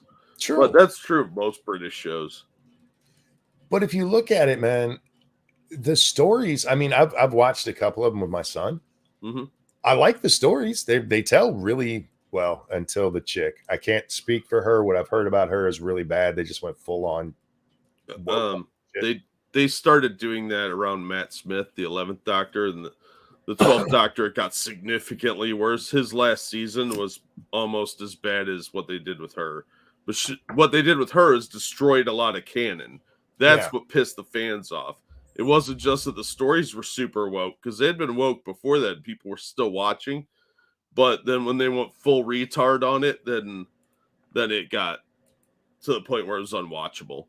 Yeah. So I really do like that some stuff you have a limited budget and it turns out really good. Seriously, some of the canned episodes of Star Trek TNG where they're clearly saving up for the big Borg fight later or something like that are some of the best of any of their shows. And it's because they had to deal with the writing. And man, that's what we need. Hollywood, I'm going to help you fix yourself. Stop throwing so much money at all this stuff because it's not helping. Like, ooh, big explosions. Yeah. And then people immediately forget it. Like, hey, did you see that movie? I think so. It sounds familiar, but You know how many movies I'm like with that now, Jack? I never used to be that way. The movies would, actually stay with me. The story was good. Like, yeah, it's been 20 years since I watched it, but I remember everything. And then movies today, a large majority of them, I watch them and then it's over. And then I get up and go about my day and like, fuck, what the hell happened in that movie? I remember shit blowing up. I've watched the original Transformers like 4 or 5 times. Could not tell you the plot. Couldn't tell you because I just didn't care. I just want to see shit blow up. Wasn't a good story. Speaking of not a good story, my Wild West game, oh my God. Oh, yeah, that bad. Oh, it's fucking horrible. I don't know who wrote this shit, but they should be slapped. Well, probably people that don't watch Westerns like all the other crap now. Real quick, though. Thank you, Travis Gardner. I have a rule. Any piece of art, if you make something to appeal to more and more people, the blander the art will become. Also, Travis Gardner, thank you. With any art, they need to have boundaries or you will have garbage. Yeah, but unfortunately, that's exactly the problem we're talking about. We have writers with limited to no life experience, with no interest in the actual property, and they're only interested in pushing their agenda. And they're going to ram it down your throat whether you like it or not. That's not art. That's content. That's propaganda. Well, when I was talking with Undoomed on Twitter about this, he said, it's a secret, and he used that in air quotes, in music that the best music comes when you're very limited on what you have to work with. And I don't know in music because I'm not a musician. I'll take his word for it. But I do know when I'm watching like movies or television shows or stuff, the more budget that it has, the worse it seems to be. Take the Iron Man movies. The first Iron Man movie, which didn't have the smallest budget in the world, but compared to the others, it was a shoestring. Good story. Got everything done. And then you get Iron Man 2 and it's like, what the fuck is this? Let's throw every Iron Man storyline into one goddamn movie and shake it up, have some explosions, and call it good. Yeah. Sometimes with sequels, there's too many people trying to steer the ship. You've got the producers and other executives like, oh, no, you need to add this in there. And then it waters down what the original was. Because a lot of like classic movies like Blade Runner, done on a tight budget with the director pretty much having a lot of control over what the script was and what the visuals were, but then they make a sequel and they're like, we need to bring back this because it was so successful, and then it turns into dog shit. today's I think is worse because you have all these woke tards doing stuff, and then you have those executives like, oh, try and double down on the wokeness. Can we get a gay black lesbian in here? Why are we effing over there? By the way, you can pop out chat on the other one now on Rumble. Ain't that cool? Nadia's, thank you. Necessity is the mother of invention. Indeed. I also think, though, you've heard me bitch many times about the Hollywoodization of certain movie franchises. Like, one of the worst ones was the Lethal Weapon series. The first Lethal Weapon is a raw, gritty kind of movie. And whether you like it or not, you've got to be able to see what they were doing there, right? And then you get to the second one, and it's no longer dark. Everything's all lit. Instead of looking like, you know, Tim Burton was involved, it looks like Michael Bay was involved. Yeah. A lot more chases and just nonsense going on. And I still like Lethal Weapon 2, but it doesn't feel like an actual sequel to the original movie, other than they have the same characters, because they changed, they gave it money to make the second movie. First one did okay. Pour a lot of money into it. And it's one of my problems with Terminator. The original Terminator is a dark fucking movie. Yeah. And then the second one is bright and shiny, and look at all the money they gave us for special effects. Yeah. Yeah, that's I like to call that wokey and jokey, because they add more jokes and they make it a little more woke. Even Terminator 2 had that problem. We got to humanize the Terminator. Let's teach him some jokes. Yep, we got to have some silliness. By the way, guys, we are brought to you by you. Hit the like button, the share button. If you would, please give us a bunch of money so that we can go Hollywood and make a much flashier show. Have some lens flare on here for you. Yeah, we're probably not gonna do it, but we not gonna, but we could. I don't think your internet would work. Yeah, I mean, I'd have to move for that to happen. Hasta la vista, baby. Yeah, I mean, they add all the jokes in Lethal Weapon 2. They bring in Joe Pesci for the comic relief. Mm-hmm. And so many of them do that. You know, you have this mildly successful movie, and they're like, oh, we got to make a sequel and just give it a shit ton of money. Cass One says Joker was good because it looked lower budget. Well, it was a lower budget movie. That one wasn't a big. What was the budget on Joker? Do you know? Oh, it wasn't much. Let's see. Joker movie budget. I'm sure it was under 50 million. It's estimated 55 to 70. Oh, that's close, but that's still more than I would have expected. Well, you have scenes like all of the people dressing up like him outside of City Hall. That's a lot of extras in there. A lot of cars, a lot of location shooting there. I can see them spending that much on that, but it's not the $100 million that they spent, or even more than that, on something like Batman v Superman, which was a shit movie. Yeah. Or Suicide Squad. What was Suicide Squad?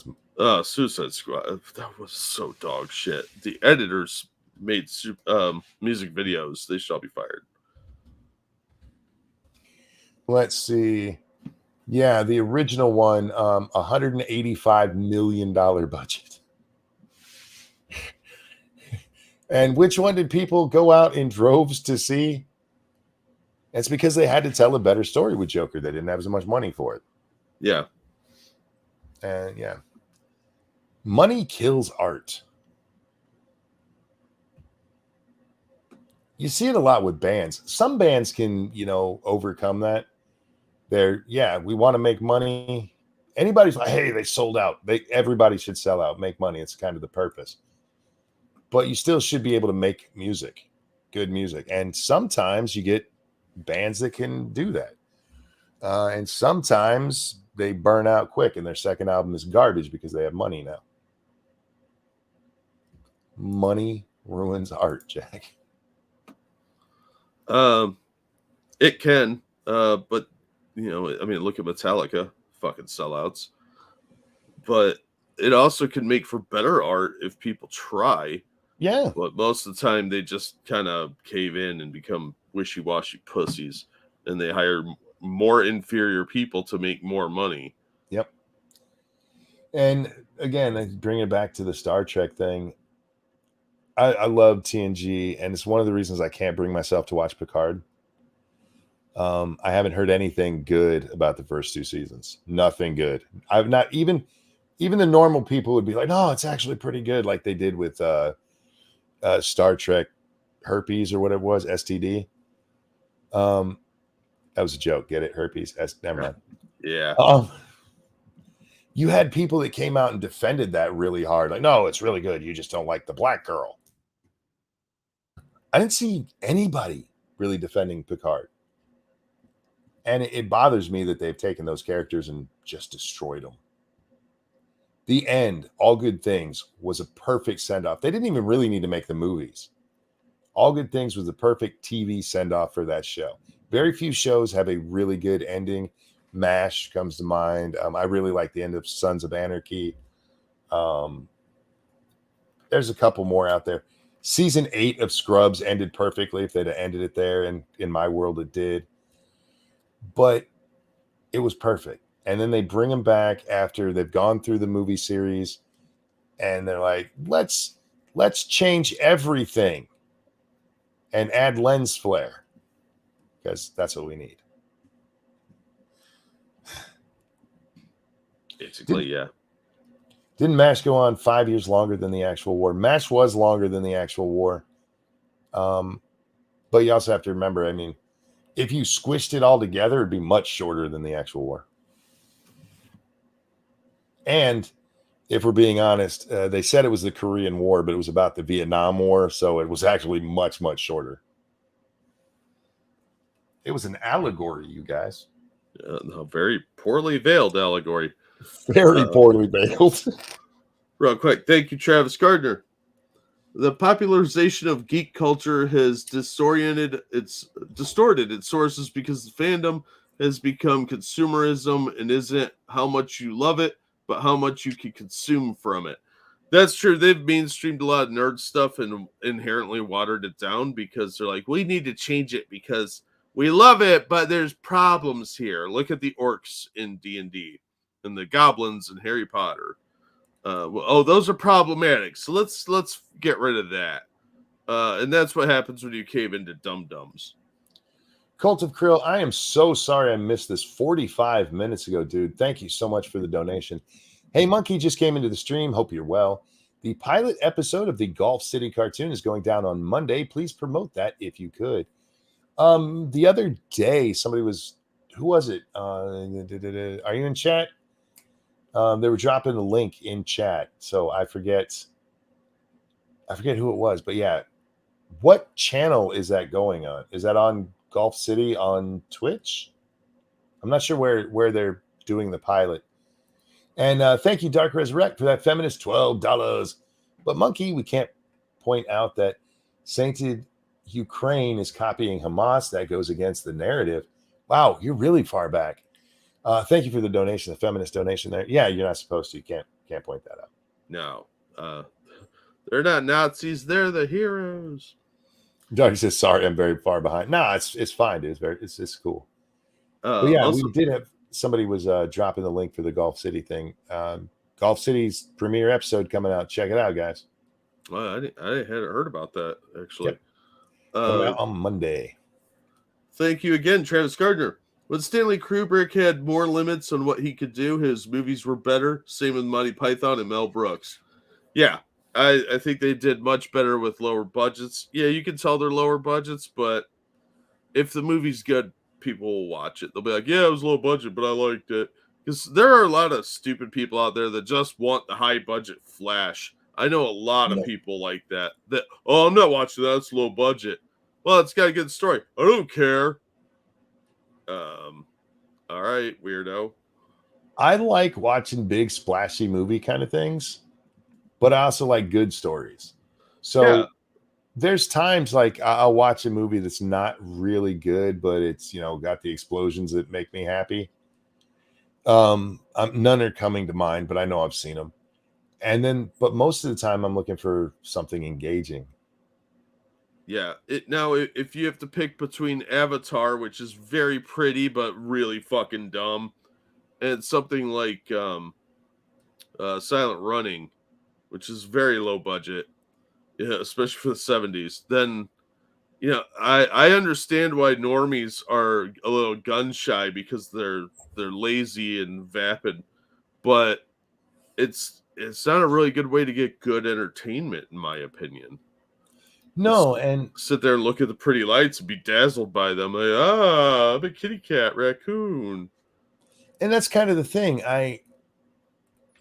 If I'm going to the theater, I prefer something big budget explosion. Like the last couple of movies that I went to were all Marvel ones. I saw both of the final Infinity Wars and the latest. No, I think those are the last two I watched. The other one was the first of the Spider-Man movies. I didn't see the other two in theater, although I kind of wish I would because they have some pretty interesting special effects in it. Yeah. But otherwise, I watch most of my movies at home, Jack, so I don't care as much about the big spectacle because it's not as. You want a big spectacle on the big screen. If you're not going to see it there, why the fuck would I watch? Especially if it's a bad story. I still like the explosions, though. You can see explosions these days now anywhere. Yeah. Fuck, go watch Mythbusters. They blew up shit all the time. And those are fun. Well, Tom Holland is not Spider-Man. He is Iron Boy. There's a truth to that. yeah. Kind of ruined that whole story, actually. Giving him the Iron Spider suit so early in his career. God damn.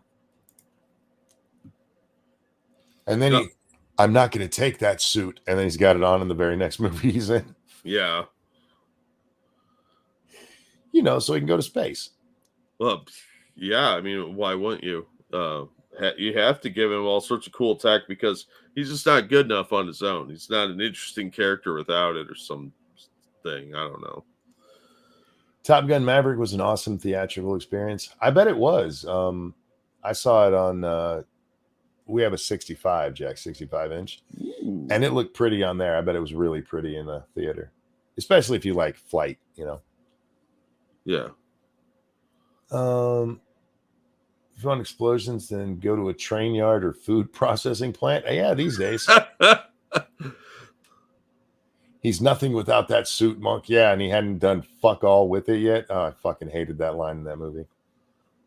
Chaos One, thank you. I miss Junkyard Wars. Made math look useful. Math is useful, but only if you're doing things like Junkyard Wars. Yeah, Junkyard Wars was awesome. Yeah. For those of you in the UK, that was the Scrapyard Challenge.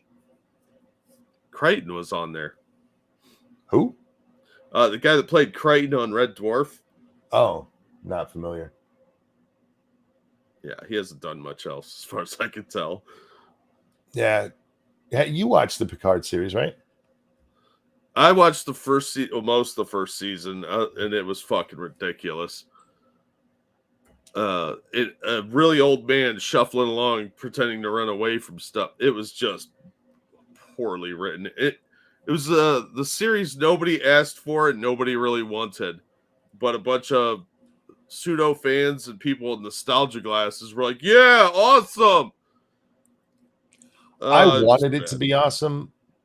I really did because I like the TNG and Picard is my favorite captain, but I knew what they were going to do, and I'm like, please don't do this. Yeah, it was probably worse than you think. I've heard the season's starting out pretty good with season 3, but again, you're trying hard to make it better than it is, I'm sure, because the first 2 were such a disappointment. Some people really liked the first 2 seasons. I did not. Dangerous. I'm not sure if that's the right Gulf City or not. I'm not sure where it's premiering. That's why I said I'm not sure. That is the Gulf City Twitch channel, but I'm not sure that's where it's premiering. It ended after All Good Things. I expected the movies and as bad as Generations was. What's the one where they go back in time to find Cochrane? First Contact. That Yeah. one wasn't horrible. I didn't hate it. I'm still not a fan of the Enterprise E, but Yeah. I didn't mind the movie so much. But they should have left it. They should have just left it. Although the last movie really sucked, the one with Tom Hardy. Nemesis. Yeah, That was like an episode of the show. I didn't have a problem with it. I didn't like the ending where they blow up Data. Yeah, they were trying to write him out, and he was like, "I don't want to do Data anymore." Guess what he's doing again? Well, that's because his only other real project was the Independence Day movies. Well, he was on Night Court. Well, that was before TNG. Yeah. He has. Most of these guys haven't done a lot since the TNG, except for the ones that went on to do Gargoyles. And Jonathan Frakes went to directing and doing really, really ultra low budget. Is it real or fake? Well, Frank's directed a lot of the episodes of TNG. Yeah. And then you had somebody like Worf who goes on to. Worf was the smart one. Michael Dorn. He is the only one who's been in, like, at the time, if you go into Deep Space Nine, he's the only one who'd been in all three timelines. Yeah. He was in the original because he's the lawyer for Captain Kirk. And then in the sixth movie, and then he goes to TNG, and then he continues over there on Deep Space Nine. He's the smart one. Everybody else is like, I'm going to stop doing this, and I'm going to do a Captain Kirk and try to go, make a real career. Fuck, I guess I'm going back to Star Trek. Yeah. When Michael Dorn went into voice acting, he did Gargoyles. Oh, yeah. That cartoon was on for a while, and Troy and Frakes were on there for a hot minute. I think one of the others was too, but he continued working. Dorn has been working off and on for most of his career. So is Frakes, but Frakes is behind the scenes. I think those two were the only ones that really tried hard to maintain their career. Dorn goes all the way back to Chips. Yeah, he was a black guy on Chips that got a line every fourth show or so. Well, I would, if I were an actor, I would ascribe to the Clint Howard method of acting, which is take every role offered to you. Yeah, unfortunately, his were all from his brother, though.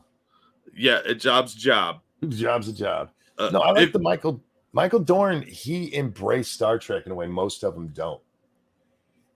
They like it for where they're there. They're not rude like Kirk was, but he's like, yeah, you got more job for me? Fuck yeah, I'll go do it. Hell yeah. You want to put me in a movie that I'm not even a part of that time? Fuck yeah, fuck it. I'll do it. Dress me up. Real quick. Thank you, Travis Gardner. The last show I was a real hardcore fan of was Top Gear. The British version that got canceled. Oops. The American one I never saw, I don't think. I do want to say, in fairness to Brent Spiner, I understand him not wanting to play Data. His reasoning for it made sense. He's supposed to be an ageless robot, and you could seriously tell he'd been aging.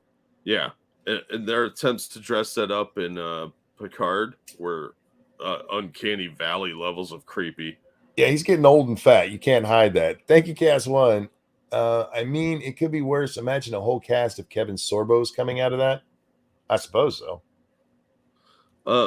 If you look at Hallmark Channel, there's a couple of people in those. The one chick who's kind of cute, she was in like Mean Girls or something. I don't remember what her name is off the top of my head, but a lot of those people continue to work because they do those movies constantly, and their entire career is based off it, and they make pretty decent money, but they're working actors. You know, they cycle around. They'll do like the Hallmark movies, some Lifetime stuff, some TV show appearances. It's amazing that how working actors can keep working if they're not overly picky and willing to go into some of those shows. Like, watch how often like Law and Order would recycle cast members. Oh yeah. Somebody in a victim in one season, 2 seasons later will be a perpetrator or a lawyer, and some of those people go on to be regulars on the show in totally different roles.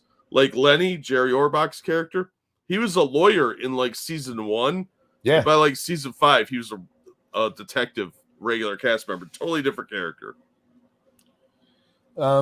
It's one of the things with like Kevin Bacon. He's been in more. The reason he can do the 6 degrees of 7 Bacon is because he's just been in so many things. And somebody once asked him, "Why do you take so many movie roles?" And he goes, "Because I'm an actor." Yeah. Duh. Yeah, Lacey Chatbert. Thank you. Dangerous. Merle says, Monk, to be fair, Shatner kind of is Star Trek. I don't necessarily agree with that, but with Shatner, it's not until the 90s that he embraces Star Trek. Before then, he's rude to the fans. He stays away from the conventions. He thinks it's all fucking stupid. And then he goes and writes his book, and he has this come to Jesus meeting, I guess, come to Roddenberry moment. And something changed in him, and he just embraced it all and stopped taking himself so goddamn seriously. And he becomes a much easier person to support. Yeah. He lightened up somewhere along the way. And then he did like Boston Legal, where he actually was being funny. Yeah. And I think that really helped out quite a bit. Real quick, thank you, Frosted Glass. Jonathan Frakes' acting career hit its peak after TNG. We got you. Nope, I don't think so. We made it up. A writer invented it.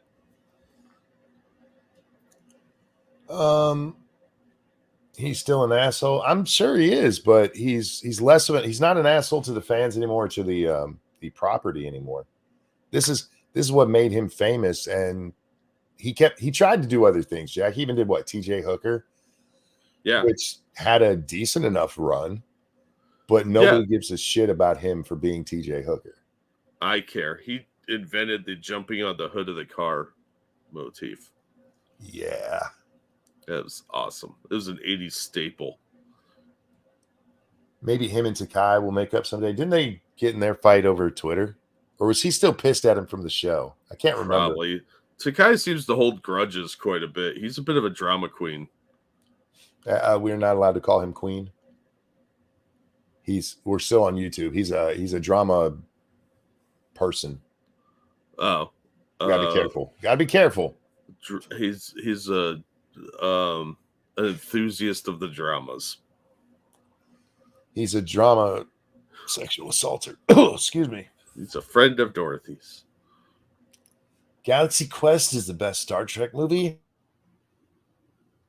Galaxy Quest is basically the story of James Kirk coming to like Star Trek, except for they actually took him to space. I love Galaxy Quest. One of the really horrible things about what's his name dying, Hans Gruber. What's his name? Alan Rickman. Alan Rickman. Thank you. Is it will never have another Galaxy Quest. I fucking love him in Galaxy Quest. Yeah, he was great. Yeah, and it would be really, really good to have another one, but it wouldn't be the same without him. They were supposed to be making like a TV show or something out of that. There's been a lot of talk of different projects with that over the years, and it sucks that they were never able to do it. Yeah, well, everybody's way too old now. It'd be Golden Girls version. It'd be like on Golden Galaxy Quest, like Voyager was. Well, you could actually work that into the plot, have something like they redid the show and then everybody goes their separate ways, but everybody's still pining for that time that they actually got to go live that, Not with conservative Tim Allen, no. Although they are bringing him back for Toy Story 5. Yeah, because Lightyear tanked so fucking bad. I don't know what jackass at Disney was like, yeah, we can make a Buzz Lightyear movie without Tim Allen. Are you retarded? Yeah, they're like, Chris Evans is a hot property right now. Let's get him and shovel a bunch more money at this. I like Chris Evans enough, but no, Buzz Lightyear is Tim Allen. Well, I think Tim Allen dodged a bullet because from everything I've heard, that movie was dog shit. Oh, yeah. And all the toys are on massive clearance right now. They did not sell worth a damn. Well, how do you have a Buzz Lightyear movie and then have toys from that movie and it doesn't look like Buzz Lightyear? The whole Toy Story thing is that this is a toy of Buzz Lightyear. But what else did Disney give us? They gave us, let's see, we're getting Frozen 3, Toy Story 5. What was the other one? They dropped 3 of them all right at one time. Hey, we're making these. Another cartoon. Shit, I can't remember the other one. They need to give us a Zootopia too. They probably will, and it'll be ACAB. Even All look, cops are bunnies. the there's some wokeness to that movie, but it's still fun, especially with Jason Bateman, and I don't know who plays the girl rabbit. Their interactions were great. Is it Zootopia 2? Is that the other one they're making? Because I will watch the fuck out of that. It's gonna be woke garbage. Jesus Christ, let it go. I actually like Frozen, the first one, even though it is a stupid story. Anna's really, or Anna, however you say her name, is really hard to hate. Elsa's a complete horror bitch. I don't know why she's everybody's favorite, because she is the villain in that movie. And then in the second movie, God, the second movie is garbage. Yeah, the third one, the wokies are hoping she'll come out as gay. You know she's coming out as gay. We all know she's coming out as gay. Let it go, let it go. Kiss my I wouldn't be cooter. surprised if Kristoff discovers he's actually into bestiality. Anna discovers she's actually into women. Elsa discovers she's actually into women. Olaf decides he's actually into male snowmen. And that's what the whole story is, them all finding themselves that way. Well, the red one's one of them's gonna end up having a wiener, and the other one's gonna be black in the third movie.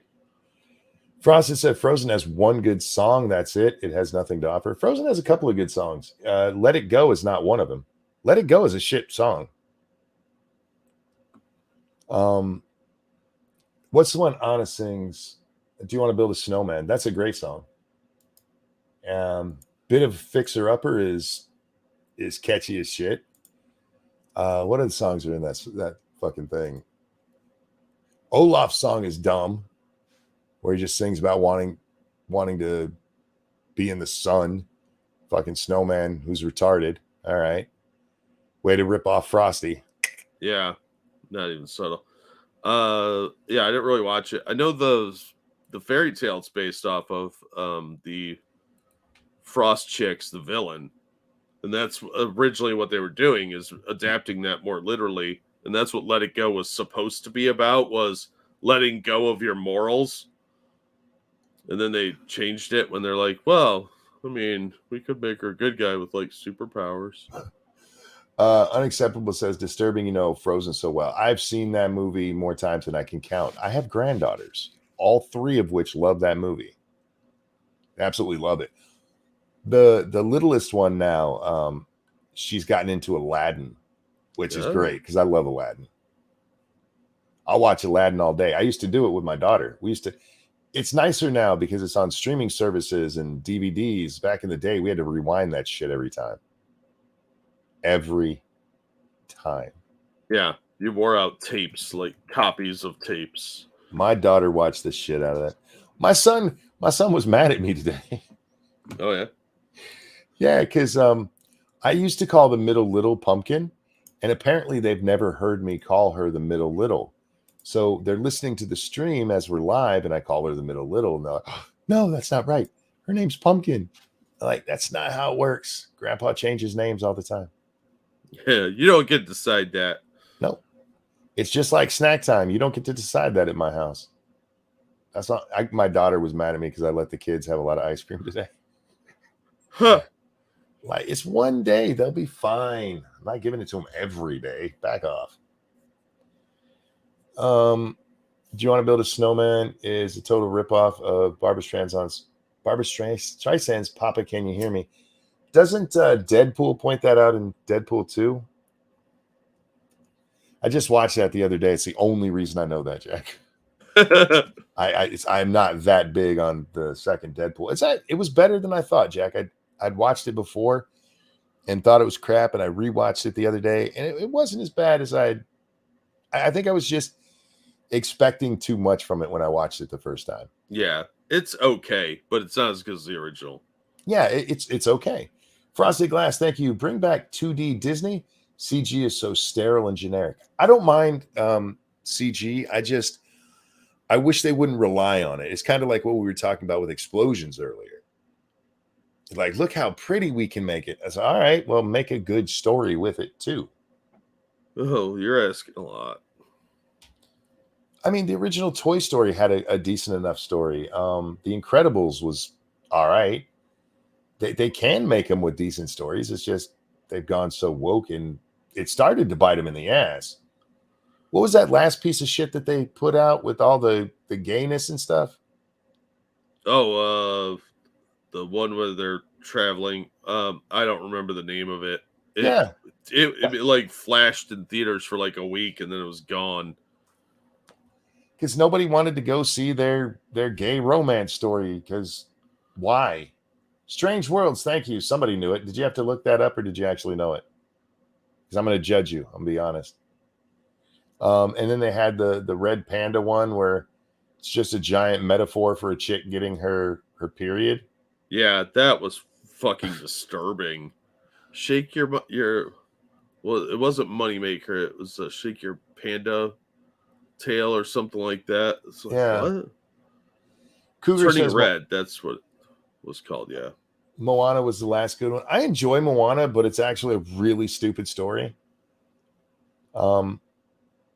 Maui absolutely makes that movie, but he's incidental to the story. And even Moana is incidental to the story. The ocean itself could have done all of that shit. We see it. It picks people up. It throws people where it wants it to go. It can literally pick up the stone and hand it back to Moana. It could have put it the fuck in there. Tangled was the last good one. I still haven't seen Tangled. The girls love it, but I haven't seen it yet. We have it, but yeah, I've never watched it with them. That's the Rapunzel tale. Oh. Yeah. Because Disney can't do anything original. No. When they do, it's Strange Worlds. Yeah, Somebody mentioned Onward. Onward is the one with medieval fantasy kind of thing, right? I have no idea. But yeah, all of their stuff recently is just tanked. And that's why they bring back what's his name? Bob Iger. He's the one that caused most of these problems. Yes. Why they're doubling down with him is beyond me. That coup that they're having in the boardroom, yeah, probably a really good idea. And Ike Perlmutter, say what you will about him, he's probably trying to save Disney right now. Did you see their big plan to split off into 3 different companies? No, I did not. Sorry. Yeah, that seems to be their plan now. I think they're trying to distance themselves a little bit from Lucasfilm because they know Raiders Indy 5 is going to be dog shit. Indy 5 is going to tank, man. It looks so bad. If that plot is anything like what they're saying, which man, yeah. It looks like it is, because they've done emergency reshoots. I don't know if you heard that. They're apparently trying to redo the ending at the last minute. Probably a good idea.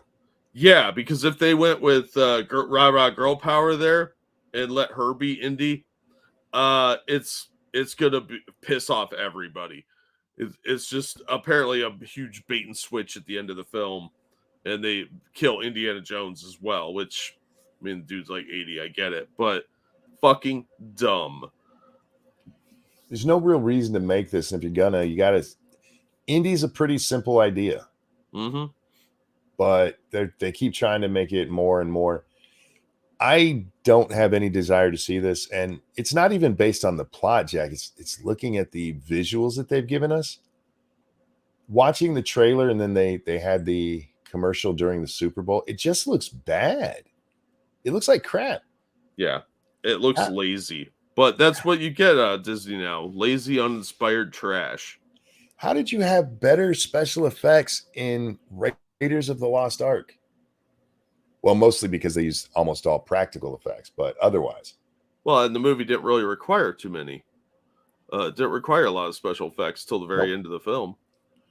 Yeah, pretty much that's the only light show that we get is when the Ark is open, it sucks out everybody's soul. But you do have special effects, more practical stuff, like when Indy's being dragged by the car. Excuse me. That kind of stuff. And now they would do that shit in CGI because he's an old man. He'd kill him if you let him do it. Yeah. Real quick. Thank you, understatement. I remember when franchises would move on with a story or new characters while bringing back old ones for cameos or making them occasionally seen mentors for the next generation. That's a better way to use nostalgia without tiring out the story. I agree. It's passing the torch. You know, you have them there for a minute or you reference them, but you don't have to rely entirely on a bunch of old people. And you can nostalgia bait without just like beating people over the head with it. But yeah, that was the way to do it back in the day. Princess and the Frog has been brought up. I haven't seen it, but the girls enjoyed it. They all like it. I've heard that one was okay, but I haven't seen it. Which looks worse, Dial? I don't know what Dial is, or live action Little Mermaid. Dial of Destiny, the new Indiana Jones. Oh, okay. Yeah. Well, okay. Honestly, the new Indiana Jones, because all I've seen of the new Mermaid is what they've shown us, and it looks bad. It looks real bad. Doesn't look like she's underwater. It's not like Splash, where they actually made Daryl Hannah go underwater and hold her fucking breath. Apparently, this girl has like a fear of water. That's a good idea to have for the mermaid. Yeah, like I don't really care that she's black. Every redhead has been replaced in Hollywood by black people now. Jimmy Olsen to to Wally West, you name it. It's been done. It's not new. It's not cutting edge. It's not original anymore. It's come to be expected. At least the girl can sing. Disagree. This is a movie nobody asked for. I heard her singing that, and Little Mermaid is one of my favorite Disney cartoons, and the songs in it. If at that point, Disney songs usually were kind of garbage, except for maybe Oliver and Company, which I can't remember if it came before or after. But I don't remember. It's the first one where you really get almost pop songs, and the woman who sings it, she had such a beautiful voice. I love that. Kiss a Girl, one of my favorite songs, literally one of my favorite songs of all time, any genre. And may God rest his soul. I heard her singing, what's the name of that? Up Where the People Are. Is that what's the name of that song? I don't fucking know. I don't watch this crap. You've never seen The Little Mermaid? Yeah, like 20 years ago. I don't have kids. I don't have to watch this crap every week. I have watched The Little Mermaid by myself. Yeah. How dare you judge me? I'm judging you all day long, musical weirdo. For a guy who doesn't like The Wizard of Oz, you like some really weird movies. Oh, The Wizard of Oz is hella gay.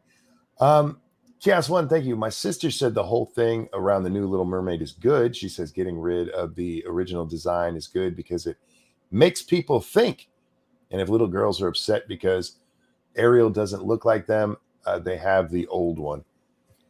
Sounds like cope, honestly.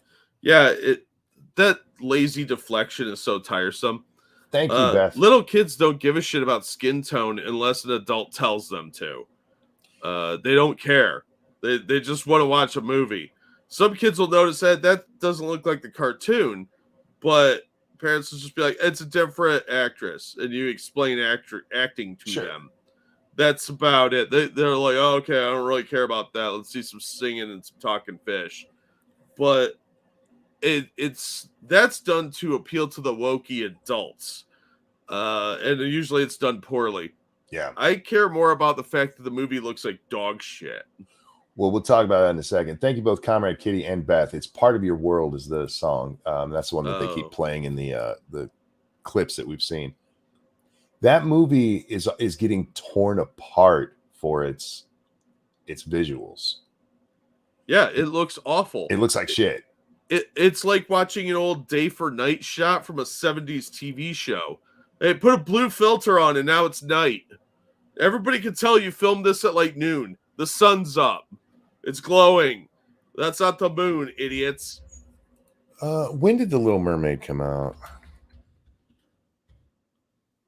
It was in 1989, so I'm 14 years old, and I mean I'm not that old for watching cartoons, but I've watched that movie a lot.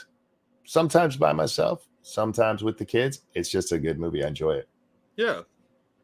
I wasn't as enamored with Beauty and the Beast, which is the next one that comes out in the basically Disney Renaissance, is what I'm going to call it. Yeah, that's what most people call it. Because you have the Little Mermaid, then you have Beauty and the Beast, and then you have Aladdin, which was fucking awesome, and then you have the Lion Hunchback? King, which was great until they were like, it can only be black people. Yeah, You do that's realize weird. most of them were played by, or at least Simba was played by a white guy, right? Yeah, they're kitty cats. Yeah. Do we really care what the voice actor looks like? Yeah, they gotta be black now. So whatever. And then what's next? Pocahontas, which was crap. That fucking movie sucks. Yeah, but it had that good Vanessa Williams song, "Colors of the Wind." I hate that song. I figured you would. Fucking hate that song. And it was overplayed like a motherfucker. Oh, of course. They did that with a lot of stuff, though. Milan had the same problem. Buddha, thank you. Raiders was my favorite movie, the original. Oh, Raiders of the Lost Ark is great. Oh, that's an awesome film. It holds up today, too. It really does. Yeah. That's because it was inspired by the old cliffhanger serials, which knew the rule of action. Every 15 minutes, something interesting has to happen. And the main character has to do something cool. That's a law of filmmaking going back to the beginning of filmmaking. If you're going to make an action epic, you have to have something interesting happen. And the cliffhanger serials knew that because they were only 15 to 25 minutes. So there had to be a fight scene or an explosion or somebody getting thrown out of a car that looked like a rag doll. Something interesting had to happen. Comrade Kitty, thank you. She's a mermaid. Give her bright hair, for crying out loud. She's in tropical waters. Bright colors are the norm. We have to remember, at least in the Disney version of The Little Mermaid, all of her sisters are blonde and brunettes, and she's special. She's the youngest, and she has the red hair. That's part of her being different than all of her sisters. Faithless says, I hated Little Mermaid for years as I had to listen to the family sing the songs nonstop for 3 weeks while stuck in a van with them driving to Guatemala. Yeah, I'd probably hate it then too. Oh my God, yeah. I had kind of a similar experience with Titanic. This chick I was dating would not stop playing that fucking Celine Dion song. And holy God, I've never wanted to murder someone as much as I did on a road trip with her singing that fucking song. But driving to Guatemala, nope. There's too many places along the way. That'd have been bad. I can't even picture. I can't even fathom the depths of torture that had to be. When Titanic first came out, and you have that weird Canadian belting out that song, I like the song, but it was played so much on the radio, just so much. You couldn't get away from it. And she's not even the best female singer from Canada. Get some Shania in there, damn it. Yeah. Plus, Shania looks better. Oh, I love me some Shania Twain. Not my family either. Fuck. Tell me they were Mexican. Please tell me they were Mexican. I would love to hear a Mexican family singing an English song with their Mexican accent, doing like Kiss the Girl. Oh, that would be awesome. I had a copy of Little Mermaid when it came out on video and had killed the video because we watched it so much. Oh yeah, we watched the fuck out of some Little Mermaid, man. I had a daughter. We watched all the princess stuff. They even made these little princess cartoons and they put them on video. So we had the princess collection and we would watch little 20-minute cartoons of Jasmine and Belle and Ariel. We watched the fuck out of that shit. White bread Mormon family. Were you doing community service? How the fuck? Okay. I'm going to leave you alone about how the fuck that happened to you. I'm sorry it happened to you. Wow. I'm kind of curious, to be honest. Remember watching the review copy on VHF before it hit theaters. Only my parents did such a thing. Probably why I used Kaza back in the day. Oh, I never did that ever.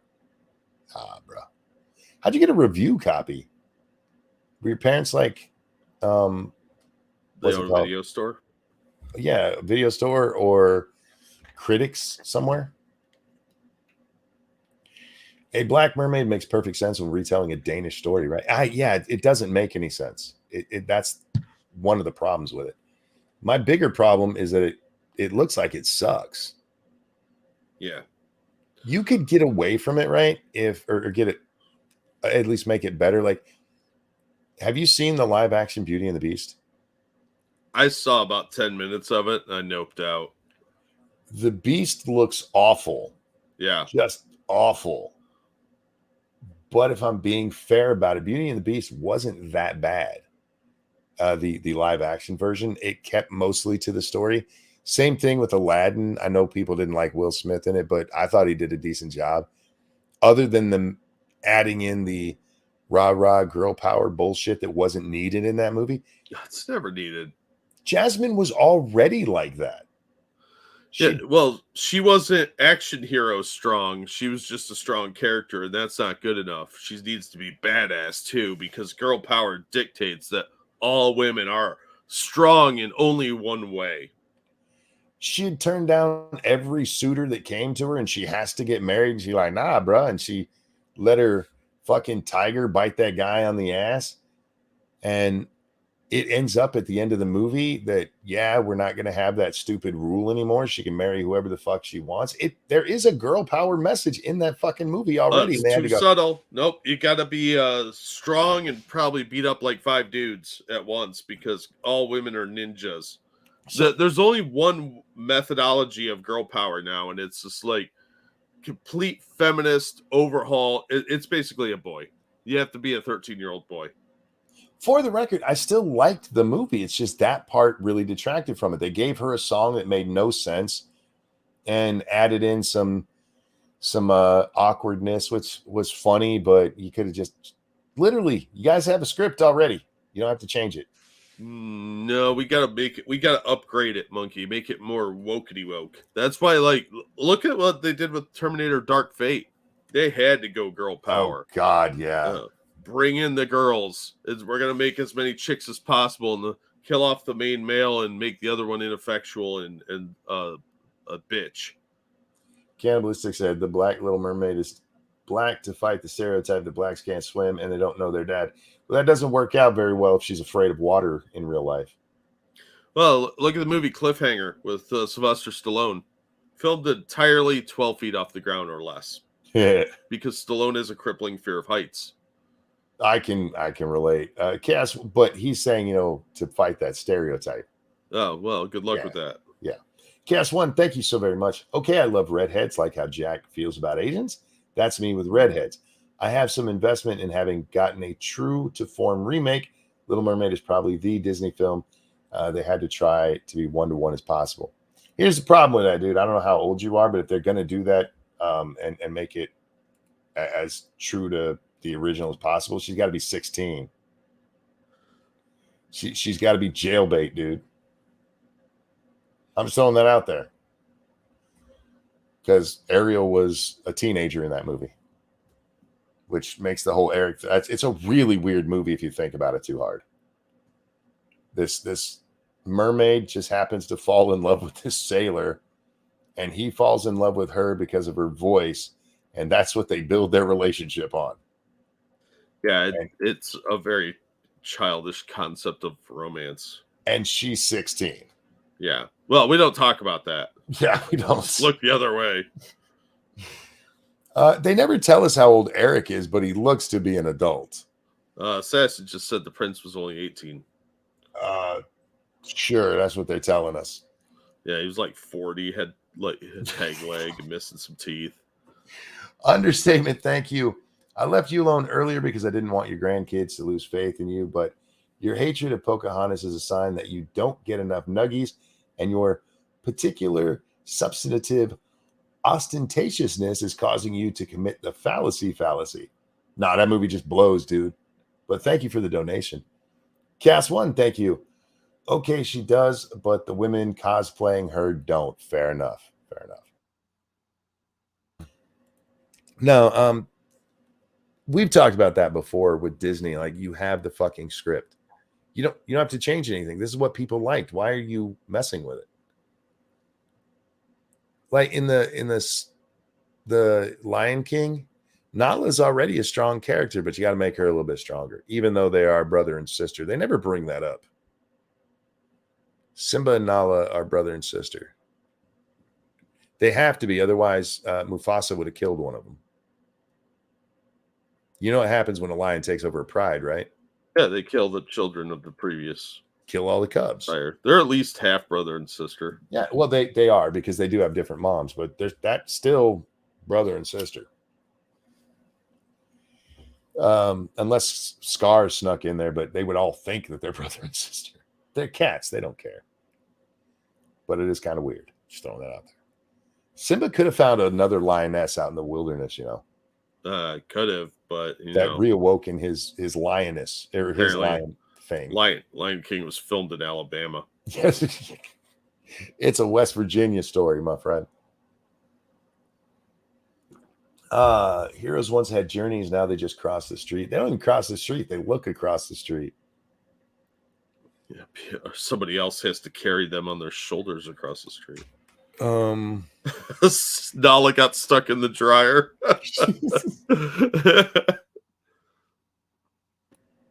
I figured Simba and Nala were related when I found out how lion prides operate in real life. Yeah, when you find out, it's like, oh God. Well, that's weird. That's why their kid has that weird mohawk. He's retarded. I'm just saying. What are you doing, step cub? Oh, it's really weird. Oh my God. Should we talk about Ralph? I think we have to. I'm pretty sure that's a requirement. St. Fugi, I love you, but sometimes I hate you, dude. He sent me that video of Ralph talking about his wiener. And Ralph talks about his wiener for like 5 minutes, insisting that it's 8 inches long. And the only reason it didn't look like that on the video is because it wasn't fully erect. We all saw it, dude. We all saw it. I made Jack watch it. You got a little wiener. It's all right, man. But yeah, 5 minutes of him bragging about his wiener. But more importantly was the stuff about Cozy and how they're going broke. Yeah. Because there's nobody giving him donations. And in that clip, Jack, he's even like, look, you guys can give me money. I need the money, but also give money to Cozy itself. Like, well, that's a way to go. Good luck to you. At least a more reasonable length than 8 inches. Look, Evolved. Here's how he explains how he knows that it's 8 inches, Jack. He measures it all the time, he tells us. Including in prison when he was in jail for hitting that female cop. He would take books, you guys, and measure his wiener with them. And because he knew how long the book was, he knew how long his wiener was. Yeah, he was using a chick track. They're like 3 inches tall. I'm like, if you measure it that much, why would you need to measure it again? Did you think it shrunk or grew? It doesn't change. Not after puberty. It's just kind of there. Dick measuring in prison with a book. Just picture that, you guys. Specifically with Gunt. No, I don't want to picture that. Like, he would have to pull his gut up and then measure it and then like hope he can see it. Because let's be real. I wasn't expecting I measured my wiener with a, what would be a good book to measure your wiener with? Of Mice and Men? A paperback copy of Doll Man or the Indian in the Cupboard. Death of a Salesman. It's about a little guy, Indian in the Cupboard. I wasn't expecting that. I know there's a couple of other weird things. What the hell was that? I don't know. There's some animal outside my window right now. It can go fuck itself.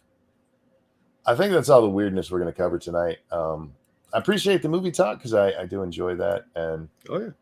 I really am saddened by what's happened to the Trek. And seriously, Paramount, they're the ones running it right now, right? Yep. Take their money away. Take about half of their money away, and they'll make you better shows. You can lose an inch or two because of excess fat. My favorite comment on that was somebody saying he's measuring from his asshole. Yeah. Probably That accurate. and the guy who says the camera, it's known that the camera subtracts 5 inches.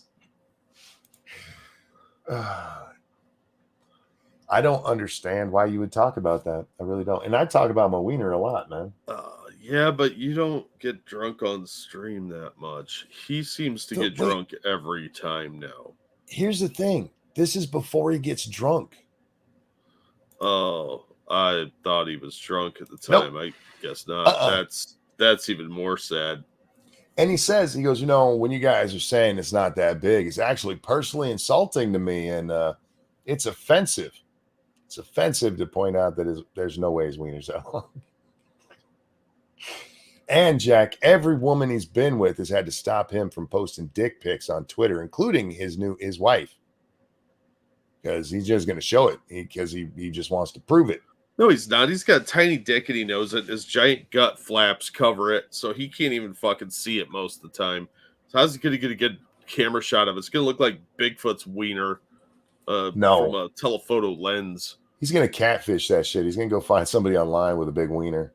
Yeah, it's going to be a big black dick, and he's going to be like, this is my wiener, and everybody's going to be like, no. I have a giant birthmark. Covers the whole thing. All right. I see you has a video over here, right? Oh, yeah. We're going to skip the articles for tonight. Oh, yeah. But oh, God. Oh, God. I don't like her just from the look on her face. I know, right? You can tell she's obnoxious because she's like a 4 who's thinking that she's like super smart because she's ugly. Why you gotta be like this? It's funny. Facetious, cheesy. Yeah. That's her tone, guys. For anybody who's just listening, it's on the screen to tell it. You have to tell me what your tone is. Yes. You don't want to be accused of tone policing. Is this like \S so people know you're being sarcastic? Yeah, I guess. All right.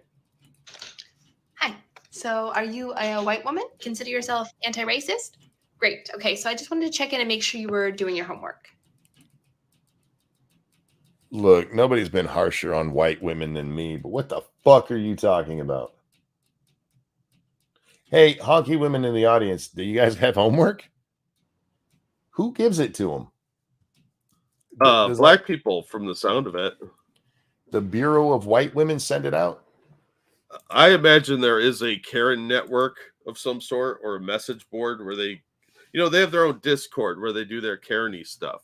Sure. And they go out and save the brown people because that's kind of what this nonsense is. All right. Well. Yeah, we have homework. We have to unpack our shit. It's actually a group project, but there's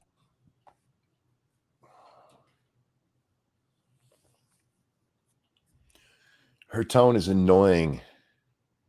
Her voice is annoying. Her tone is just like her facial monkey's going to punch his monitor.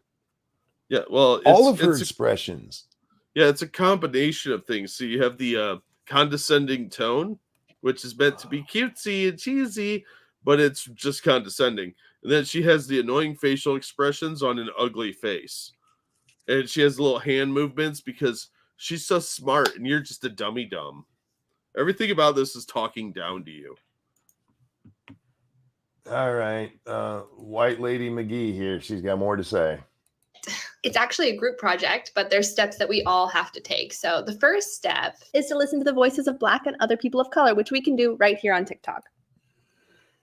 The only way you should be listening to voices on TikTok 99% of the time is to mock them.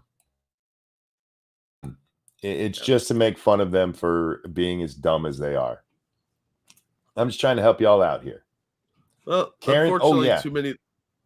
Go ahead, Jack. Unfortunately, too many of these people think that they are actually making a difference by making TikToks. This is activism, you know. Well, So look, this kind of slacktivism beats anything we did in high school or college. She has seen black people on TikTok, so she knows their experience. She's never met one in real life or talked to one, and that could she'd have to run and lock the door in her car. They're not allowed in her community. Jesus Christ. Oh, real quick. Thank you, Comrade Kitty. The Reddit page is reeing with care bet. Oh, yeah, you're probably not wrong. Here on TikTok, we can go to their pages, we can watch their content, and we can not say a word.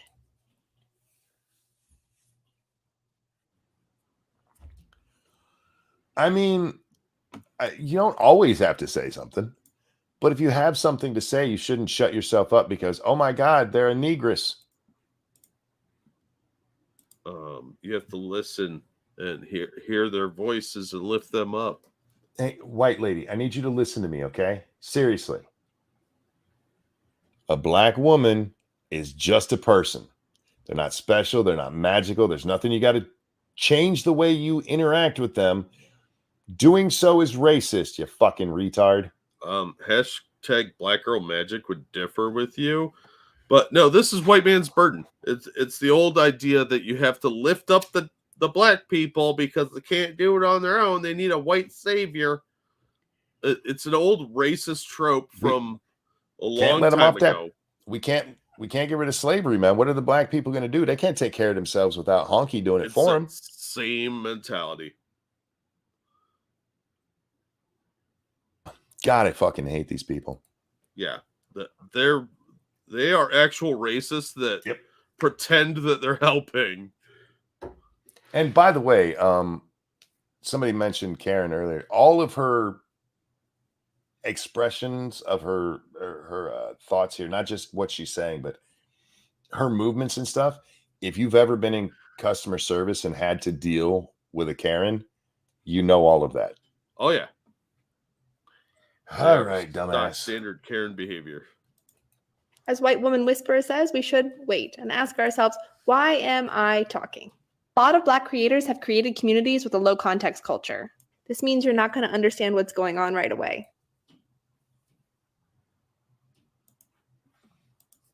They're people. If you don't understand a slang word, there's the internet.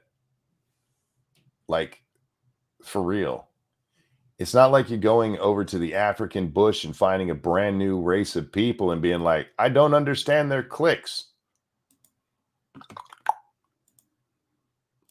Well, since she doesn't interact with black people in her gated community, I assume that it's probably her interpretation is like, well, I'll just stay over here and listen.